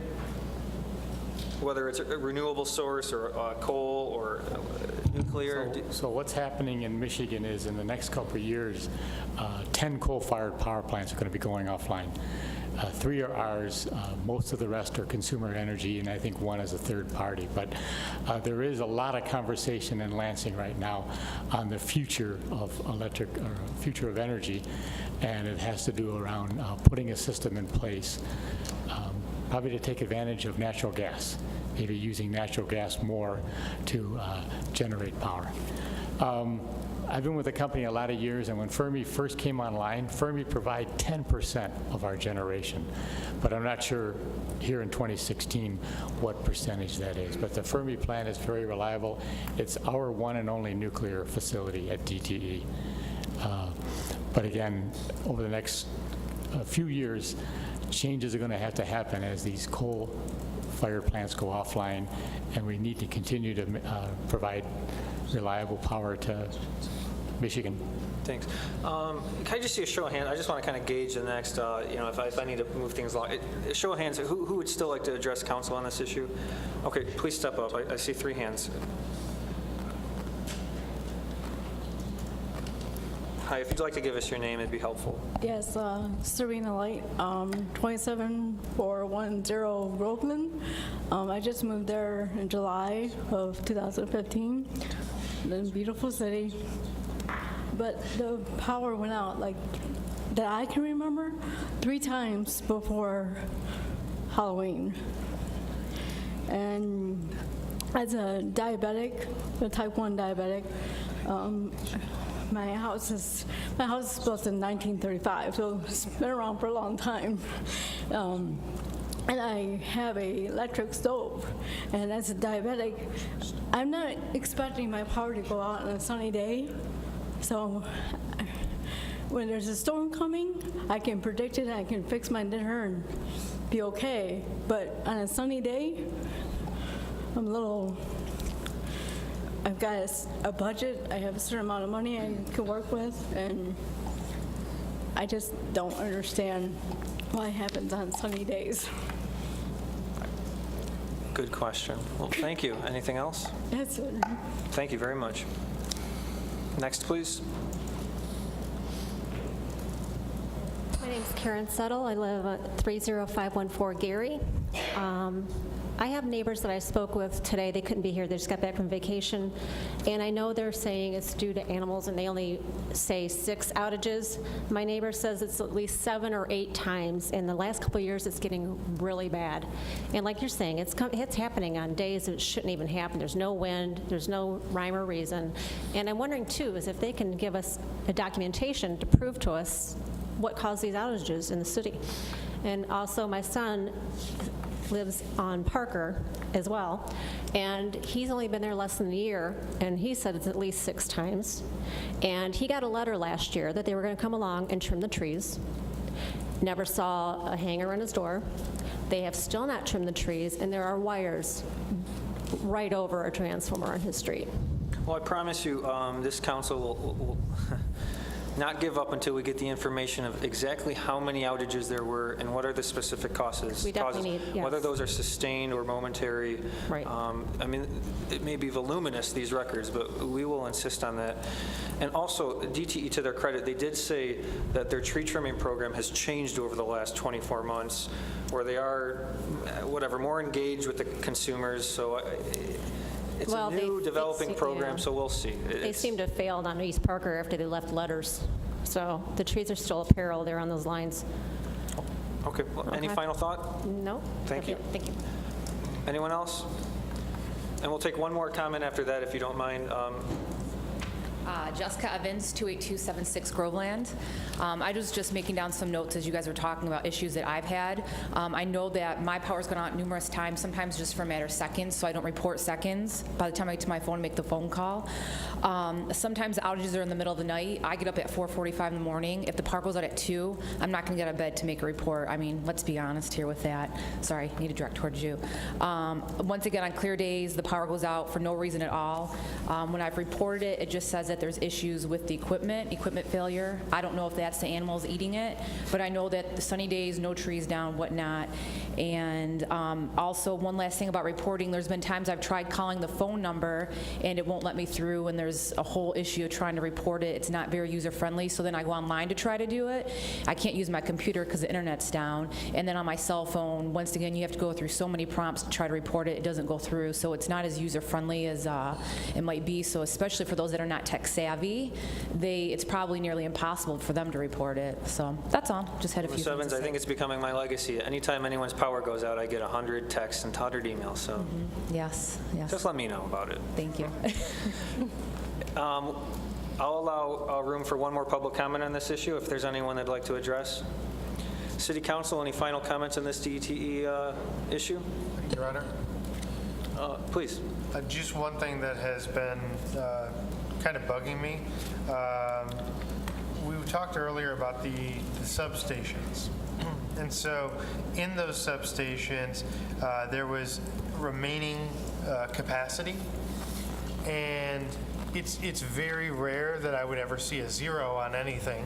And it kind of hits me that the 12-mile substation has zero remaining capacity. That is published, documented in the slideshow, zero remaining capacity. So if DTE would oblige, and you guys have been great, by the way, thank you so much for being here and handling the questions, but if you'd oblige me one more, I'd like to know how long it's been at zero, and how do we add capacity as homes are built and businesses come in that require different capacity? I mean, we've had new homes built over the past 10 years in those neighborhoods.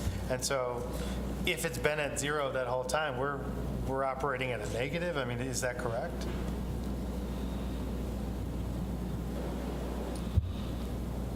So we can still accommodate the homes being built. It's mostly for the large customers that come in, and since the area is well developed, we haven't seen any growth in the area. However, if we do see any slight growth, we will have a project in place. So right now, it's not affecting any reliability, or it's not affecting if a new home is being built or anything like that. So you said with an individual home, it wouldn't matter. How many homes combined would become an issue? I mean, if it was 10, 10 new homes? No, it should be more than that. Typically, homes don't have as much load, and we can still handle that. And that zero capacity, it's based on where we want to be. It can still take more during emergency cases, but that's just, right now, we don't see any problems with that. As a lot of the public mentioned, typically when it's sunny and particularly in the summer, we've seen more outages. Again, anecdotal, but I imagine your data would support that. Could it potentially be the load capacity? I mean, a lot of those homes, I mean, if it's been at zero for a while, a lot of those homes didn't have AC. And so now you have 10,000 homes now with AC units that are pumping out additional energy. I mean, could that be causing some of this, that it has no capacity? No, the no capacity part is based on the peak load. So right now, there is a lot more capacity. This is when everything, all the air conditioners are on. That's when we think it's zero capacity. But that we haven't seen any growth, so we don't think it's necessary to build another, let's say, substation somewhere there, but we do keep that in mind in case of a future project. Okay, I appreciate that. It's just really weird to see a zero up there, and as I'm sitting here looking at zero remaining capacity, frankly, it scares me as a resident and having homes in the areas with frequent outages that there is zero remaining capacity, and that is published. Let's clarify. We plan our system on peak load. Peak load that means everyone using power, same minute, same hour of the day. So we know people come home from work between 4 and 7 o'clock is a very peak time. The load's going to be down in the morning, come up between that time, go down at night. So we have enough capacity to serve that. Like Naira said, there are certain ratings we allow things to go up to, so we wouldn't let anything go above that. We do load studies yearly. In the summer, we could do them weekly, depending on if we know it's going to be hot. So it's not something that is to be alarmed about. We watch it very carefully, so we don't overload our system, which would cause equipment problems and more outages. Okay, thank you. Okay, Mr. Soltis, please. Let's just take 2 minutes. I want to look at this from a different viewpoint, kind of the bigger picture. I think it needs to be said. Listen, I'll be perfectly honest. I don't understand why in 2016 we are still having these conversations about electricity's poor functionality and reliability. especially given the fact how wealthy your company has been over the last decades. It's a 90% monopoly of public utilities in Michigan. That parent company, DTE Energy, owns both electric and natural gas. So both, the whole pie, the whole thumb, and the mitten. And the fact is that they're trying to regain the remaining 10% monopoly, even to defunct the Michigan Public Service Commission through legislation by a chairperson of Energy, Representative Nesbitt, which I find really interesting that DTE donated close to $10,000 to the chairman's reelection campaign. $76,000 for the governor, $43,000 for the attorney general, $12,000 for the secretary of state, $22,000 for the lieutenant governor. And at the same time, making billions of dollars. 2013, $9.7 billion. 2014, $12.3 billion. 2015, see my power went out. 2015, $10.3 billion. Without paying any federal tax in 2010, with $172 million government subsidy. So I go back to the question, the original question in 2016, why are we still having these conversations about our electricity's functionality and reliability? Thank you. That's very impactful. I mean, it is a matter of life and death. When you think about the hospital in Madison Heights, when you think about how Madison Heights is a relatively older community than other cities in the region. We're an older community. We're 60 years old. Our homes are old. Many of our original home builders still live in the city. They're in their 80s and 90s. A lot of them are widows and widowers. When their power goes out, some of them have no one else to turn to. It impacts city services when our police, and fire, and DPS employees are strained because we have to babysit the utility company's poor performance. By DTE Energy's own metrics, DTE has poor performing circuits in the city of Madison Heights. In fact, they showed us tonight that Madison Heights residents experience twice as many sustained outages as the average DTE customer. And I submit, and I think everyone from Madison Heights knows that that number of outages is a lot higher, but because they don't call it a sustained outage, it's not reported. City Council and the public have asked for more detailed answers, and I think going forward, it is incumbent upon DTE to submit regular reports to the mayor, city council, and manager on the gross amount, the gross number of outages, the gross number of customers affected. And I intend on following up on this personally and professionally, and I know my colleagues will as well. So I thank DTE for coming here tonight. I look forward to our continued relationship, and I ask members of the public to continue your conversation with council and with DTE going forward. Any other final thoughts from council? I think we need to move on. We do have other business. Your Honor. Mr. Corbett, please. Just the observation. I certainly appreciate the remarks by the residents. I was just listening the other morning.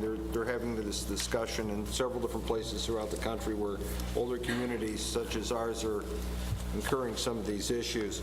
As one of the commentators pointed out, when you lose your internet, you're back to 1979. When you lose your power, you're back to 1879. And so the point is, obviously, it has an impact on people's lives. But I appreciate you coming forward tonight, and look forward to, as the mayor says, a continuing relationship with your firm. Thank you. And if we could have a copy of the minutes, even if it was drafted out, possible. Thank you. We could begin the process of responding. For those of you at home, DTE just asked for a copy of the minutes so they can give a detailed response to our inquiry, so thank you.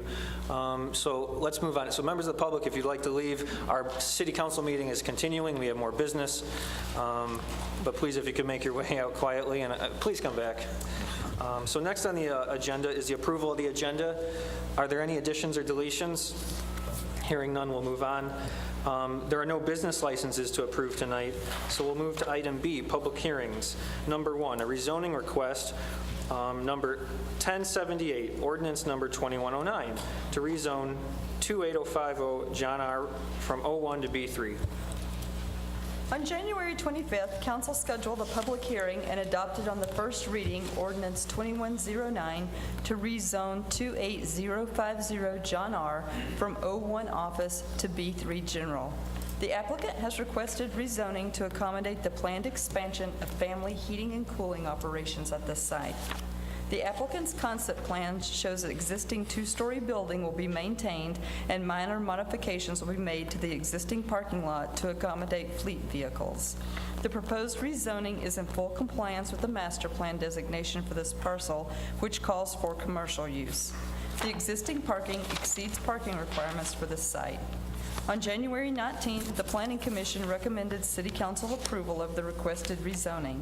Staff concurs with this recommendation of the Planning Commission and recommends that the City Council adopt Ordinance 2109 on second and final reading.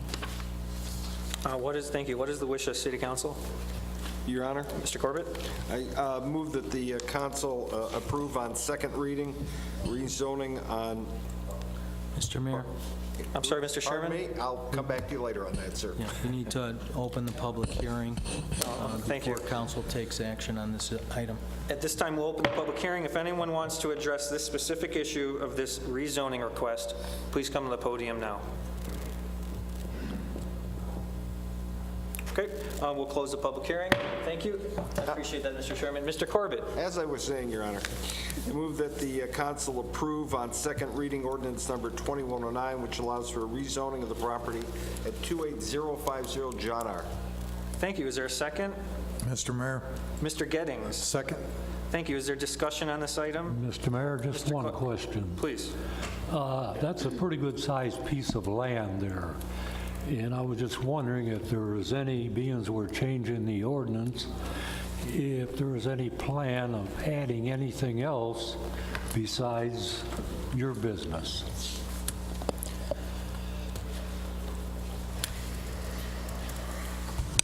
Good evening, Mayor and Council. At this time, the applicant, who is present, have indicated no plans to change the footprint of the building. They are planning on keeping both the building as well as the parking lot. Okay. Any further discussion? Okay, we have a motion from Councilman Corbett, seconded by Councilman Gettings, to approve on second reading rezoning request 1078, ordinance number 2109, which allows rezoning of 28050 John R. from O1 to B3. All in favor, please say aye. Aye. Opposed, say no. Motion carries. Moving on. Is there anything on the agenda tonight that members of the audience want to be brought forward right now? Okay, we'll go meeting open to the public. This is the general meeting open to the public. If you'd like to address City Council, please approach the podium. I'm going to try to limit this. If you could please be very respectful and just make one quick point, 1 or 2 sentences, just because it is getting a little bit late. But the floor is yours, and if you'd like, please state your name and address. My name's Gloria Moore at 27368 Dartmouth. I've got 2 points. One is I need to apologize to everyone that showed up at our last meeting due to the fact that it was a spring break and were forgotten and we were locked out. Randy Speck had assured me that, and forwards his apology for that, and this next meeting's definitely going to happen, and that's on March 15th. It's on a third Tuesday, and at 7 o'clock at Wilkinson. Thank you, Ms. Moore. Meeting's open to the public. Would anyone else like to address City Council on any issue?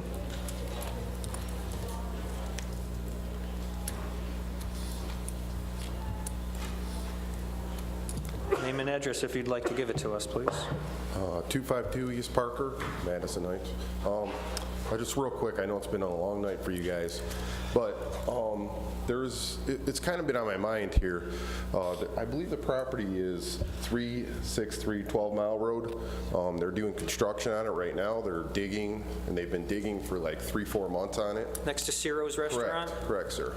And it's no disrespect to the council, but I heard they're putting another cellular store there, which I think we need another cellular store in Madison Heights like we need another power outage, but no offense. But I'm wondering what the council's view in this, and is it everything already approved? Because I just don't understand why the machines and stuff were sitting there for months. Thank you.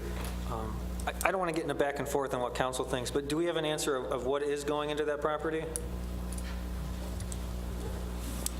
Good evening, Mayor and Council. That is a retail center. It's zoned commercial. And so, yes, one of the many uses that could go in there would be a cell phone store. I do not know off the top of my head if the property owner has landed on a specific tenant at this point in time, but that would be one of the potential uses in a retail center. Okay, thank you. Would anyone else like to address City Council? Step right up, sir. Hi, I'm Keith Olson from CRAP, Criminalized Racketeering Against Patients. I'm a medical marijuana patient. I treat seizures with my medical marijuana. In 2008, 63% of our state voted for medical marijuana in our state. Madison Heights, Michigan, I believe, is racketeering against me. Thanksgiving night, I was arrested while driving down the road and pulled out of my car, harassed, detained for simply having medical marijuana card, for smelling like my medicine. I actually have Freedom of Information Act requested the incident and posted the in-car video on my Facebook page, Criminalized Racketeering Against Patients. I do invite you all to take a look and check it out. You know, it's really sad to see how a patient is treated in Madison Heights when they're pulled over by the police, harassed for an hour, displaying a medical card, no charges for that, and you know, just blatantly harassed, and then given a bunch of bogus yellow light charges and drugged to court for impeding traffic on a yellow light just because they had to waste an hour bothering me and harassing me. I do welcome everybody to look at the Criminalized Racketeering Against Patients website on Facebook. Paying LARA $100 for my medical marijuana card has brought me nothing but misery in my life. It's gotten me 3 felonies in Macomb County Circuit Court. One of them, or actually all 3 of those felonies, are at the Supreme Court right now. I've took them there myself, pro per, pro se. Royal Oak beat me up over 2 joints, pulled me out of the car, charged me with improper transport of marijuana, a charge they don't even have the right to charge me with. And now Madison Heights has pulled me out of the car, ruined my 4th Amendment due process rights, charged me with running a red light, or a yellow light, and I'm very upset about it. You know, I put in some Freedom of Information Act requests and motions, and I found out that there is no standard whatsoever that they train the police on how to deal with a medical marijuana patient.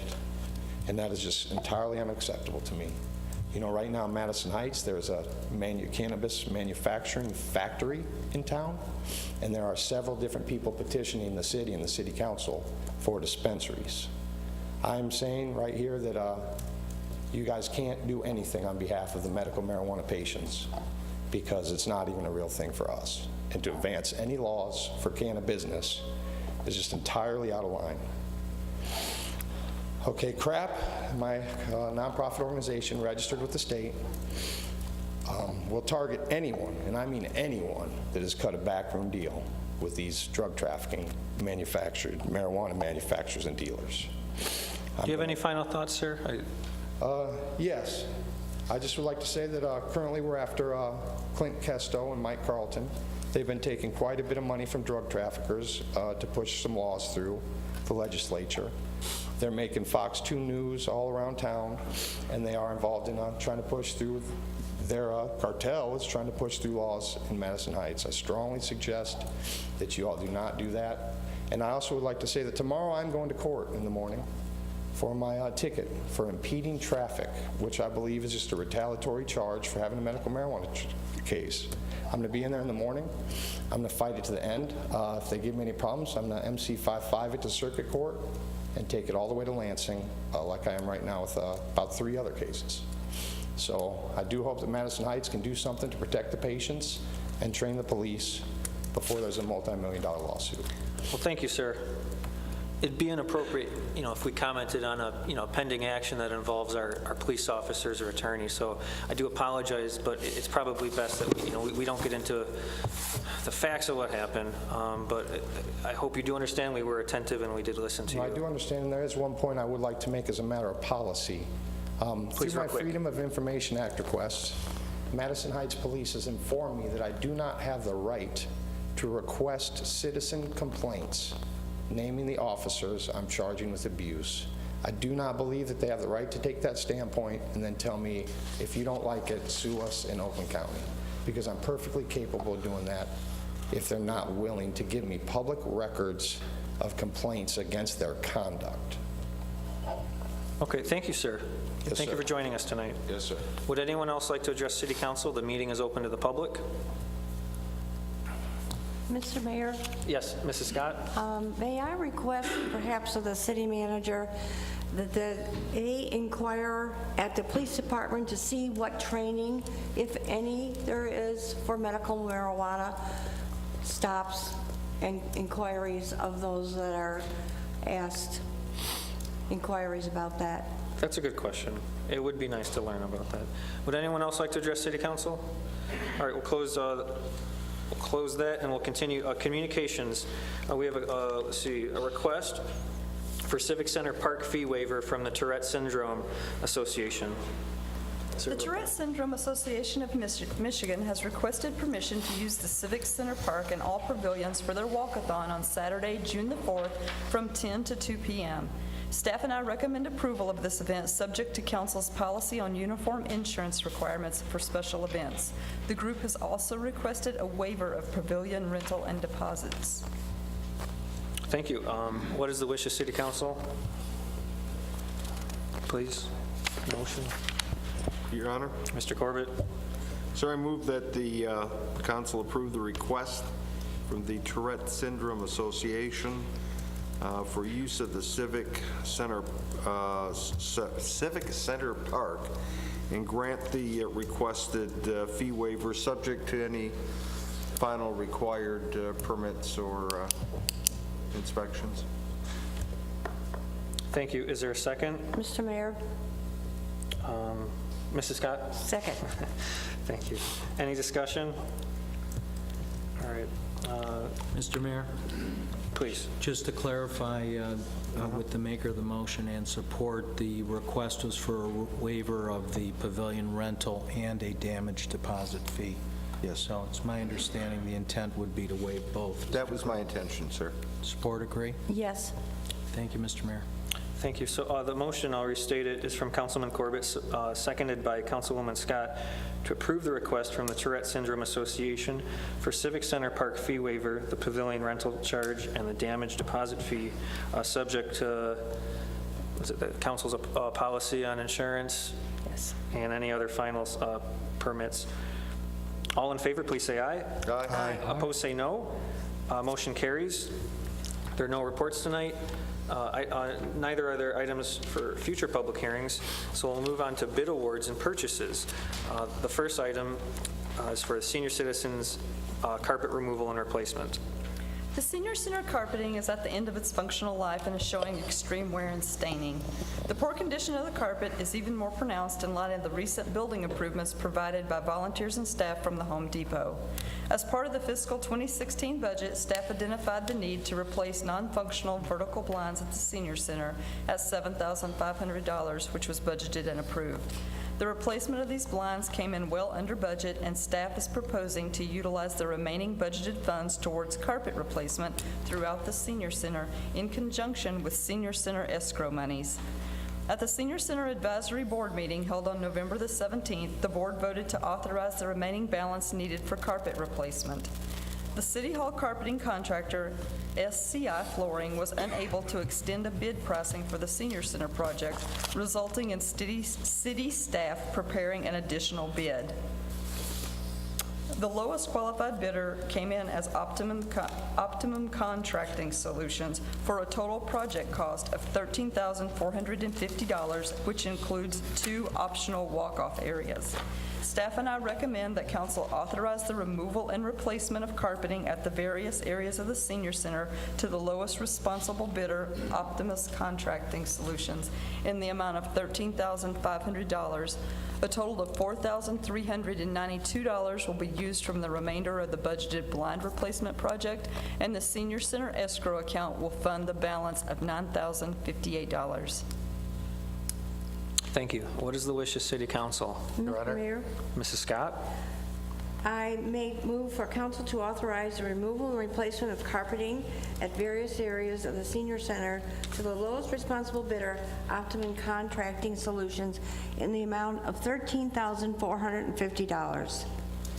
Thank you. Is there a second? Mr. Mayor? Mr. Clark? Second? Any discussion? There's a motion by Councilwoman Scott, seconded by Councilman Clark, to authorize the removal and replacement of carpet in the Senior Citizen Center and award the bid to the lowest responsible bidder, Optimum Contracting, for an amount not to exceed $13,500. All in favor, please say aye. Aye. Opposed, say no. Motion carries. Bid award purchase number 2, professional services agreement, plan review and inspection services. As council is aware, Safe Built has been providing plumbing and mechanical plan review and inspection services for the city of Madison Heights since 2010. In addition, they have been providing building plan review and inspection services since 2013, building official services since 2014, and fill-in electrical inspection and permit technician services since 2015. Staff have been very pleased with the services provided, which is very consistent and professional. The professional services agreement presented for council's consideration tonight provides the following. It consolidates all of the separate agreements for mechanical, plumbing, building and building official inspections and plan review services, electrical fill-in inspections, and permit technician fill-in services into a single agreement. It adds backup rental inspection services. It eliminates Safe Built inspectors from using city inspection vehicles. It increases the hourly rate for building and mechanical and plumbing inspection, including plan review. It increases the hourly rate for fill-in electrical inspection and plan review services, and it provides for full-time building official services at a decreased hourly rate. This proposed agreement, we estimate a cost of savings approximately $41,000 annually with the implementation of this agreement. Staff and I recommend that council approve this professional services agreement with Safe Built, and any future adjustments would be subject to city council approval. Thank you. What is the wish of council? Your Honor, Mr. Bliss? I move that we enter into the agreement, the professional services agreement with Safe Built, Michigan LLC, with any future adjustments being subject to city council approval. Thank you. Is there a second? Mr. Mayor, Mrs. Scott? second. Thank you. Any discussion? Your Honor? Mr. Corbett? Just a comment anecdotally about, I'm at the other end of the, working with the people who are being inspected by and large, and I would say that given the nature of the work, SafeNet has got, or Safe Built, I'm sorry, generally gets very high marks as being fair and even-handed. And these are from people who think they were born treated unfairly, so that's a pretty good compliment. So that's all, sir. Thanks. Any further discussion? Motion by Mayor Pro Tem Bliss, seconded by Councilwoman Scott, to enter into a professional services agreement with Safe Built for plan review and inspection services, and further, that any future adjustments will be subject to city council approval. All in favor, please say aye. Aye. Opposed, say no. The motion carries. We'll go to the third bid award purchase tonight from Community Development Director, an amendment to the engineering services agreement. In 1978, the City of Madison Heights entered into an agreement with Norwick & Frous to provide consulting engineering services. That agreement is still in effect today without amendment. After 38 years, Norwick & Frous is requesting an amendment to address increased cost. Since 1978, costs have risen approximately 265%, or 7.2% on an annualized basis. Norwick & Frous' proposed agreement would result in a cost increase of major construction projects ranging from 5% to 31.8%, depending on the cost of the project. In addition to major construction projects, with a substantial reduction in city staff over the last decade, Norwick & Frous has stepped in to handle numerous engineering tasks previously done by city staff.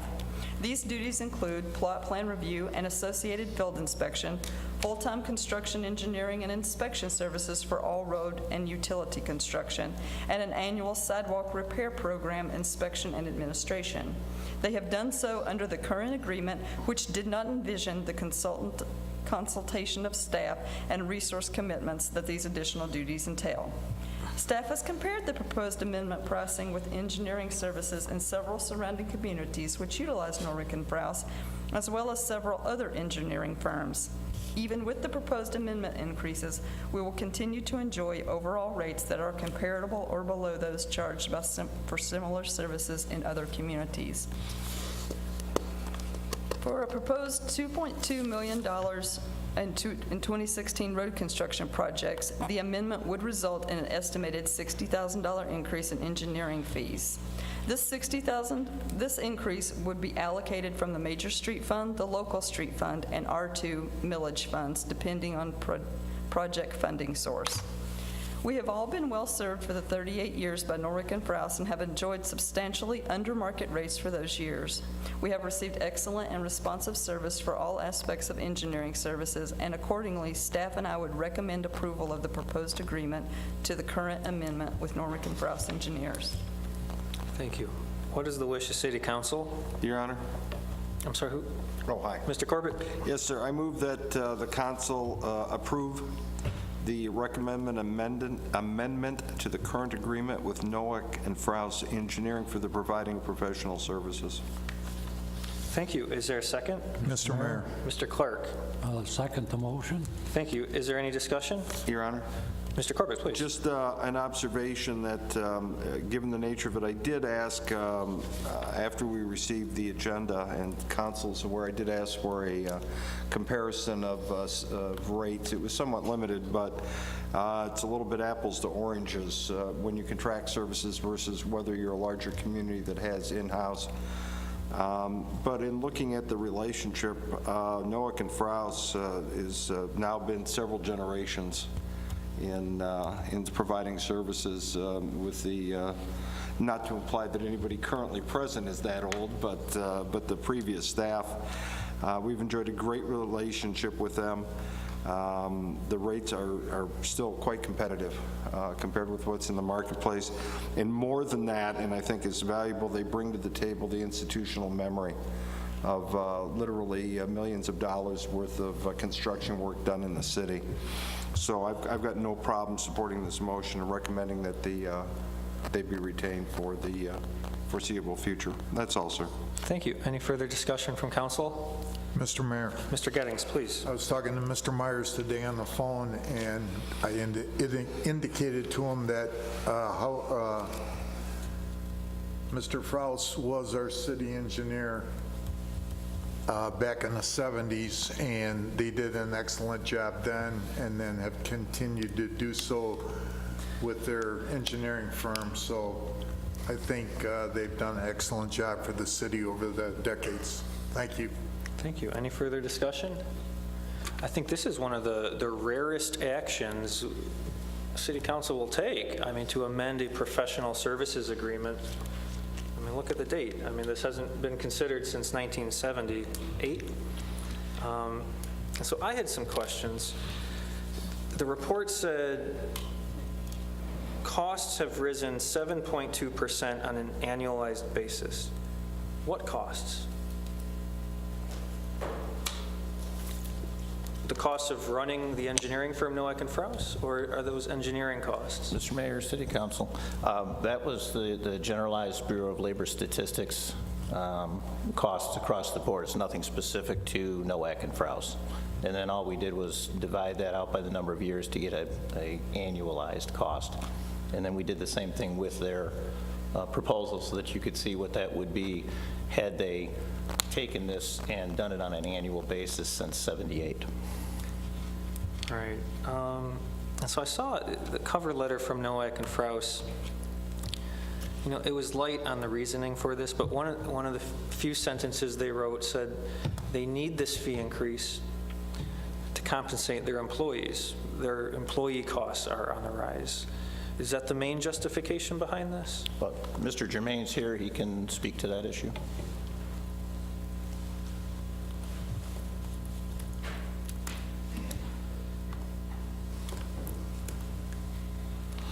Good evening, Mr. Mayor, Council. Yes, as you can well imagine, during our nearly 40-year relationship that we have been working in the city of Madison Heights through the founder, Jim Frous, who recently passed, through the last 18 years where I've been basically involved with management, and now I'm a managing majority partner at Nowak and Frous, just effective last year, our costs have increased. Certainly that is no reason to come every year and ask for something, but I think after 38 years of dutiful service, professional service, exceptional service, our fees and our rates are well below anybody's rates that you're going to find anywhere in the immediate vicinity. And the analysis that Community Development Department has done depicts that. If you go back in time, my predecessor, Alex Nicolescu, who some of you know, took great pride telling me he started in 1969 at $2.15 an hour.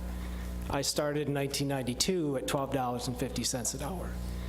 Our starting wages today in 2016 exceed $25 an hour. That's college graduated people. So truly, this is a financial concern and issue for us. And secondly, we have been shouldering a great deal of load for the city through the past ugly 7 to 10 years that we all had. The city has lost a number of people that were, I mean, when I first started and I was a young guy and I had brown hair and didn't shake when I walked, the office was full of people. And it was a vibrant place, and a lot of people had functioned, and I knew many of them for a long time, decades.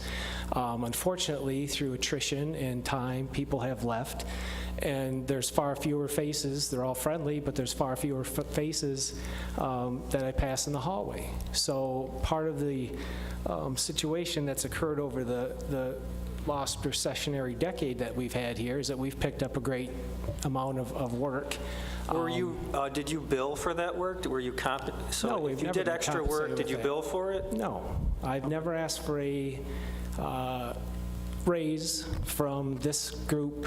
Jim Schaefer will tell you that I've asked several times over the last 15 years, and it's been denied at his level. So, well, not a raise, but I'm saying if you actually performed work or did a study, did you just bill for, just bill at the current rates? Yes, we held the same rates that we had based on the same percentages that we did. So I want to be clear with this percentages. They were very broad stroke fee categories that we had applied for, and I think it went from $0 to $100,000 fee, from 100 up to 400, up to 600, up to over $1 million. Well, what was missing was the subcategories that if you extrapolated them, there'd be a fee for a $100,000 category, a fee for $400,000, but nothing for $250 or $350 or $450. So all I did is I extrapolated those things and filled in the gaps between them, because what we've always had to do is round down. The fee never made it up to that, so we always credited and discounted our fee all the way through. So I am a humble Youper from the Upper Peninsula. I don't like being in front of groups like this. It makes me very uncomfortable. I stay hidden in the background. You never see me because what we do is never generally in front of you or the city.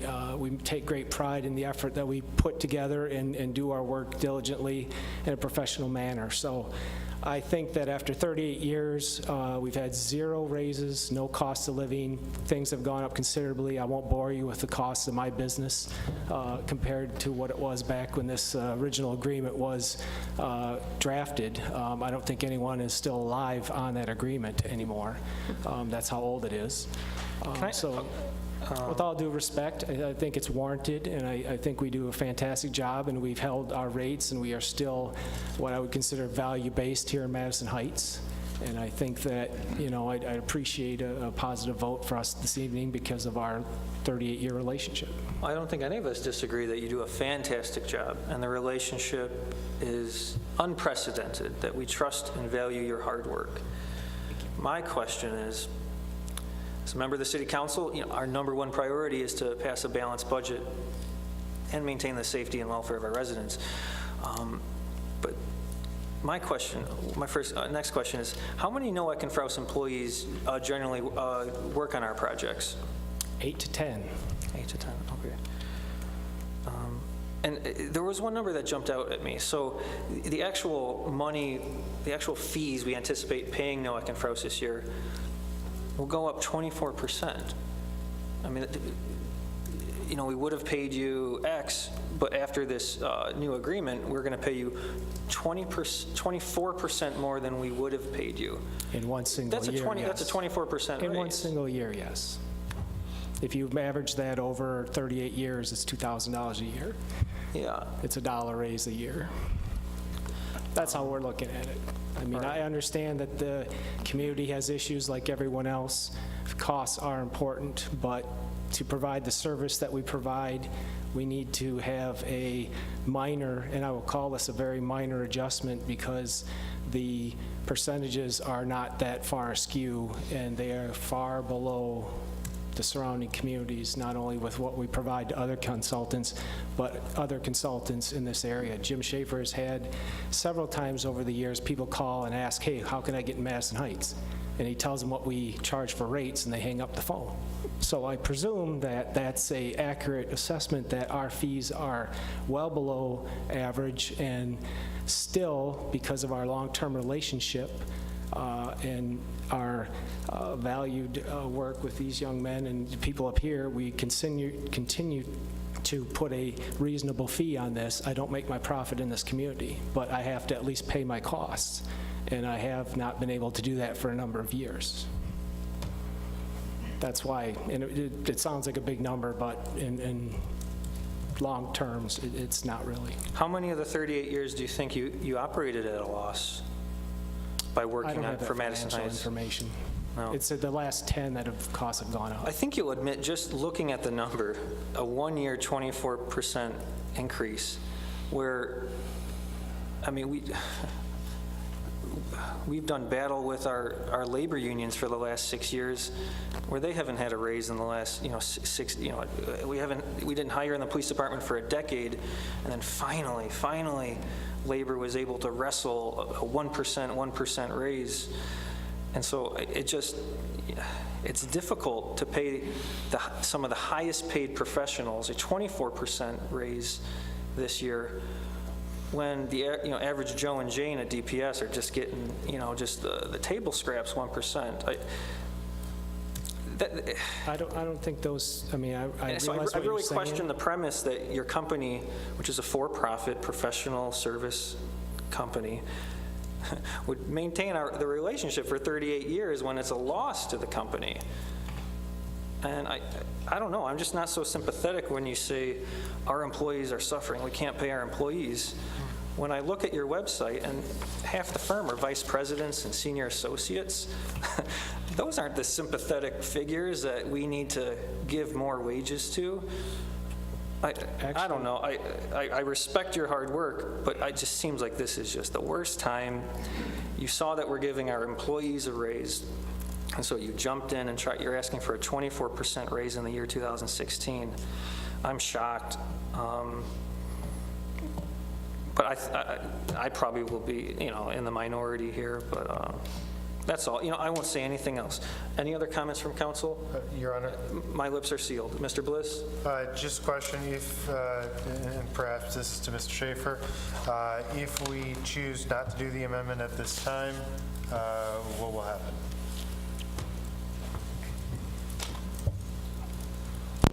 Mr. Mayor, this is a situation where we have an existing agreement, and so this is a request by the contractor for an amendment to that agreement. So if council for some reason were not to approve this, then we still have an active agreement. The agreement from 1978 says either party can give a 30-day written notice to terminate. That's right. Mr. Mayor, if I could add two items that I should have been more clear with on my report. First off, Noack and Frous has agreed that this would become effective July 1st. What that means is that all of this year's design work for this year's road projects will occur under the existing rates. Oh, that's great. That's a fairly substantial situation, which I neglected to specifically mention in my report. I noticed that the City of Royal Oak, they rebid these services last year in 2015, just a couple months ago, and it seems like the City of Royal Oak, they use maybe 3 contractors at any given time to kind of pit them against each other. Have we thought about doing that, where we consult multiple different companies? I mean, there are thousands of engineers in the state of Michigan. Any thoughts on how Royal Oak approaches engineering services? I'm aware that they do that, Mr. Mayor, but I've not specifically analyzed whether that would be an appropriate approach. The scale of their work is different than our scale. I just think the concept needs to end that some people are not replaceable. I'm replaceable, council's replaceable, all these professionals are replaceable, and we can't be beholden to personalities. It's my obligation to be sure that the taxpayers' money is paid appropriately, and to me, a 24% raise is unacceptable, so that's why I'm voting no. But any further comments? Mr. Mayor, Mr. Gettings? I just wanted to clear up something. I think I misstated something before. I was talking about Harold Nowak when I was going back a number of years, and I think I had said Mr. Frouse.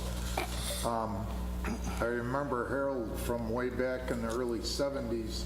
I was in the JCs, and they made sure that Oakland County, I believe it was, or somebody, when we were doing a haunted house next to the senior center, he got quick drying cement in for us that day, so we were able to open up either that night or the next day.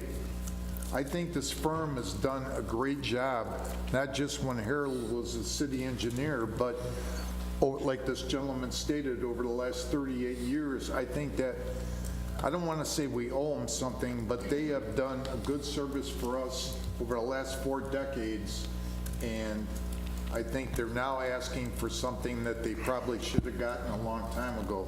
Thank you, Mr. Mayor. I think everything's been said. I'll call the question unless there's any objection to that. See, a motion by Councilman Corbett, seconded by Councilman Clark, to approve the recommended amendment to engineering services agreement with the firm Nowak and Frouse. All in favor, please say aye. Aye. Opposed, say no. I'm voting no. No.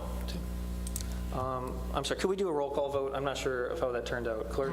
Councilman Clark? Yes. Councilman Corbett? Yes.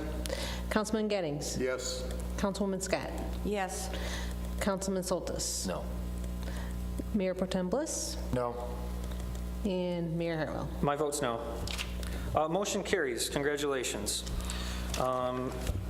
Next on the agenda are ordinances. There are none. Unfinished business. There is none. So can I have a motion to adopt the minutes of the February 8th, 2016 meeting? Adopt as printed, please. Mr. Mayor? Mr. Clark?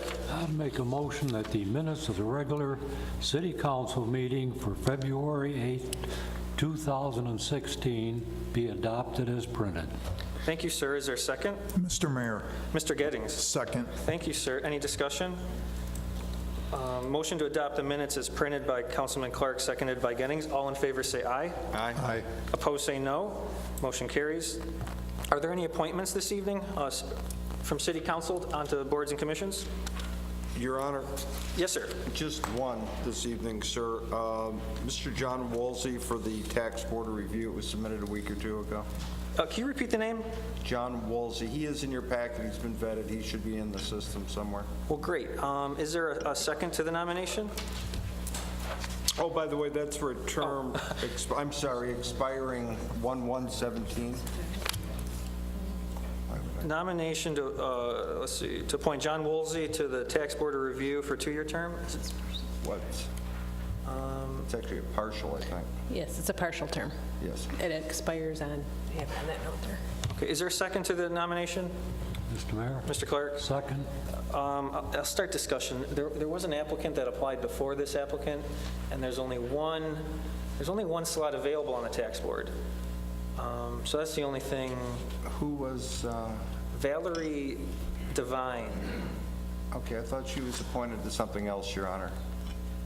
That's a question, not a statement. Yeah, I don't know. I can look that up, but it'll take me a little while, because I don't have it by name, I just have it by committee. I'd have to look through all the committees. That was the only reason, Your Honor. I thought the individual had been submitted elsewhere. Is the Tax Board of Review meeting in the next 2 weeks? Yeah. Okay, so, We don't need them for we have enough members to currently hold a March Board of Review without appointing somebody at this meeting. okay, so there is business for the Tax Board of Review, but the manager just says, you know, there's enough members for a quorum to conduct business, so your call. Do you want to proceed with the nomination or delay it? Yeah, I don't, I'm agnostic, I don't care either way. Why not? Okay, let's vote on it. Any further discussion? All in favor of appointing John Woolsey to the Tax Board of Review, please say aye. Aye. Opposed, say no. Congratulations. There's no executive session tonight, so before we adjourn, I'd like to ask if there are any, sorry, Mr. Gettings? Yes, sir, Mr. Mayor. I just saw in Parks and Recreation Advisory Board, we were able to find a young lady to fill the Lanphier slot. I don't know if we have to bring that up. Her name is Lauren Mexico, and I've talked to her mother, and I talked to both Joe and to Kirby, and we do have a student rep finally from Lanphier. So I just wanted to put it in the record. Not for the student, on the application, but. We'll await the application. So there's nothing before us tonight, Mr. Gettings. When we get an application, I don't know if they actually go through and put in an app, student members, but I could be wrong. Thank you, Mr. Mayor. thank you. Were there any other nominations? I didn't see any tonight. Okay, so before we adjourn, I'll ask if there are any closing comments from council. And please, let's begin with Councilman Corbett. Just a reminder that on Fridays between 1 and 3, I and whoever wanders in is at the library to meet with citizens or residents who've got a complaint, comments, or anything on that line. So we're there 1 to 3. Come in and see your library. Be one of the 100,000 people per year that come through the library doors. Thank you, sir. Mayor Pro Tem Bliss. Yes, Your Honor. Just wanted to thank first DT for coming out. It was a bit of a firing squad, and they answered our questions, and the ones that they didn't answer, I'm anticipating getting those responses and publishing those to our citizens as quickly as possible. And more importantly, I'd like to thank all of our citizens who showed up, voiced their opinion, and those who are watching at home. It's a very important issue. It's one that we, as your city council are paying attention to in whatever capacity that we can. We will invite DT out as many times as it takes to get the answers to your questions, and just keep hounding us, keep sending the information our way, and we will keep fighting to make sure that you get the answers. That's it, Your Honor. Thank you, sir. Councilman Gettings, any closing comments? Nothing at this time, Mr. Mayor. Thank you. Thank you. Mr. Sherman? Nothing tonight, Mr. Mayor. Thank you. Thank you. Mrs. Marsh? Nothing tonight. Ms. Prince? Just a quick comment that we are still issuing and accepting applications for absentee ballots for the March 8th presidential primary election in the city clerk's office. Please remember that this is a closed primary and that you must declare a party to vote in this election. Also, the polls will be open on March 8th from 7 a.m. to 8 p.m. at all our city precincts. Thank you. If you have any questions, please call us. Good report. Councilman Clark? Nothing, Mr. Mayor. Thank you. Councilwoman Scott? Yes, Mr. Mayor. I wanted to publicize the fact that the Lanphier Drama Club, in predisposition of having their annual spring play, is having a fundraiser this Friday night on February 26th. And this is to invite all the little princes and princess of Madison Heights and anywhere else to come and see their fantasy prince and princesses performance. It was held for the first time last year and was a great success. The children are invited, and it begins at 6:30, and it lasts till about 9 o'clock. But the children will be entertained by several of the Lanphier Drama Club singers who give beautiful renditions of several Disney tunes. and it's a great event. They get all kinds of tasty desserts and very elegant ones. So I think if you call the Lanphier High School and let them know you would like to bring your little daughter and son to this event, they will make sure that there's room for them.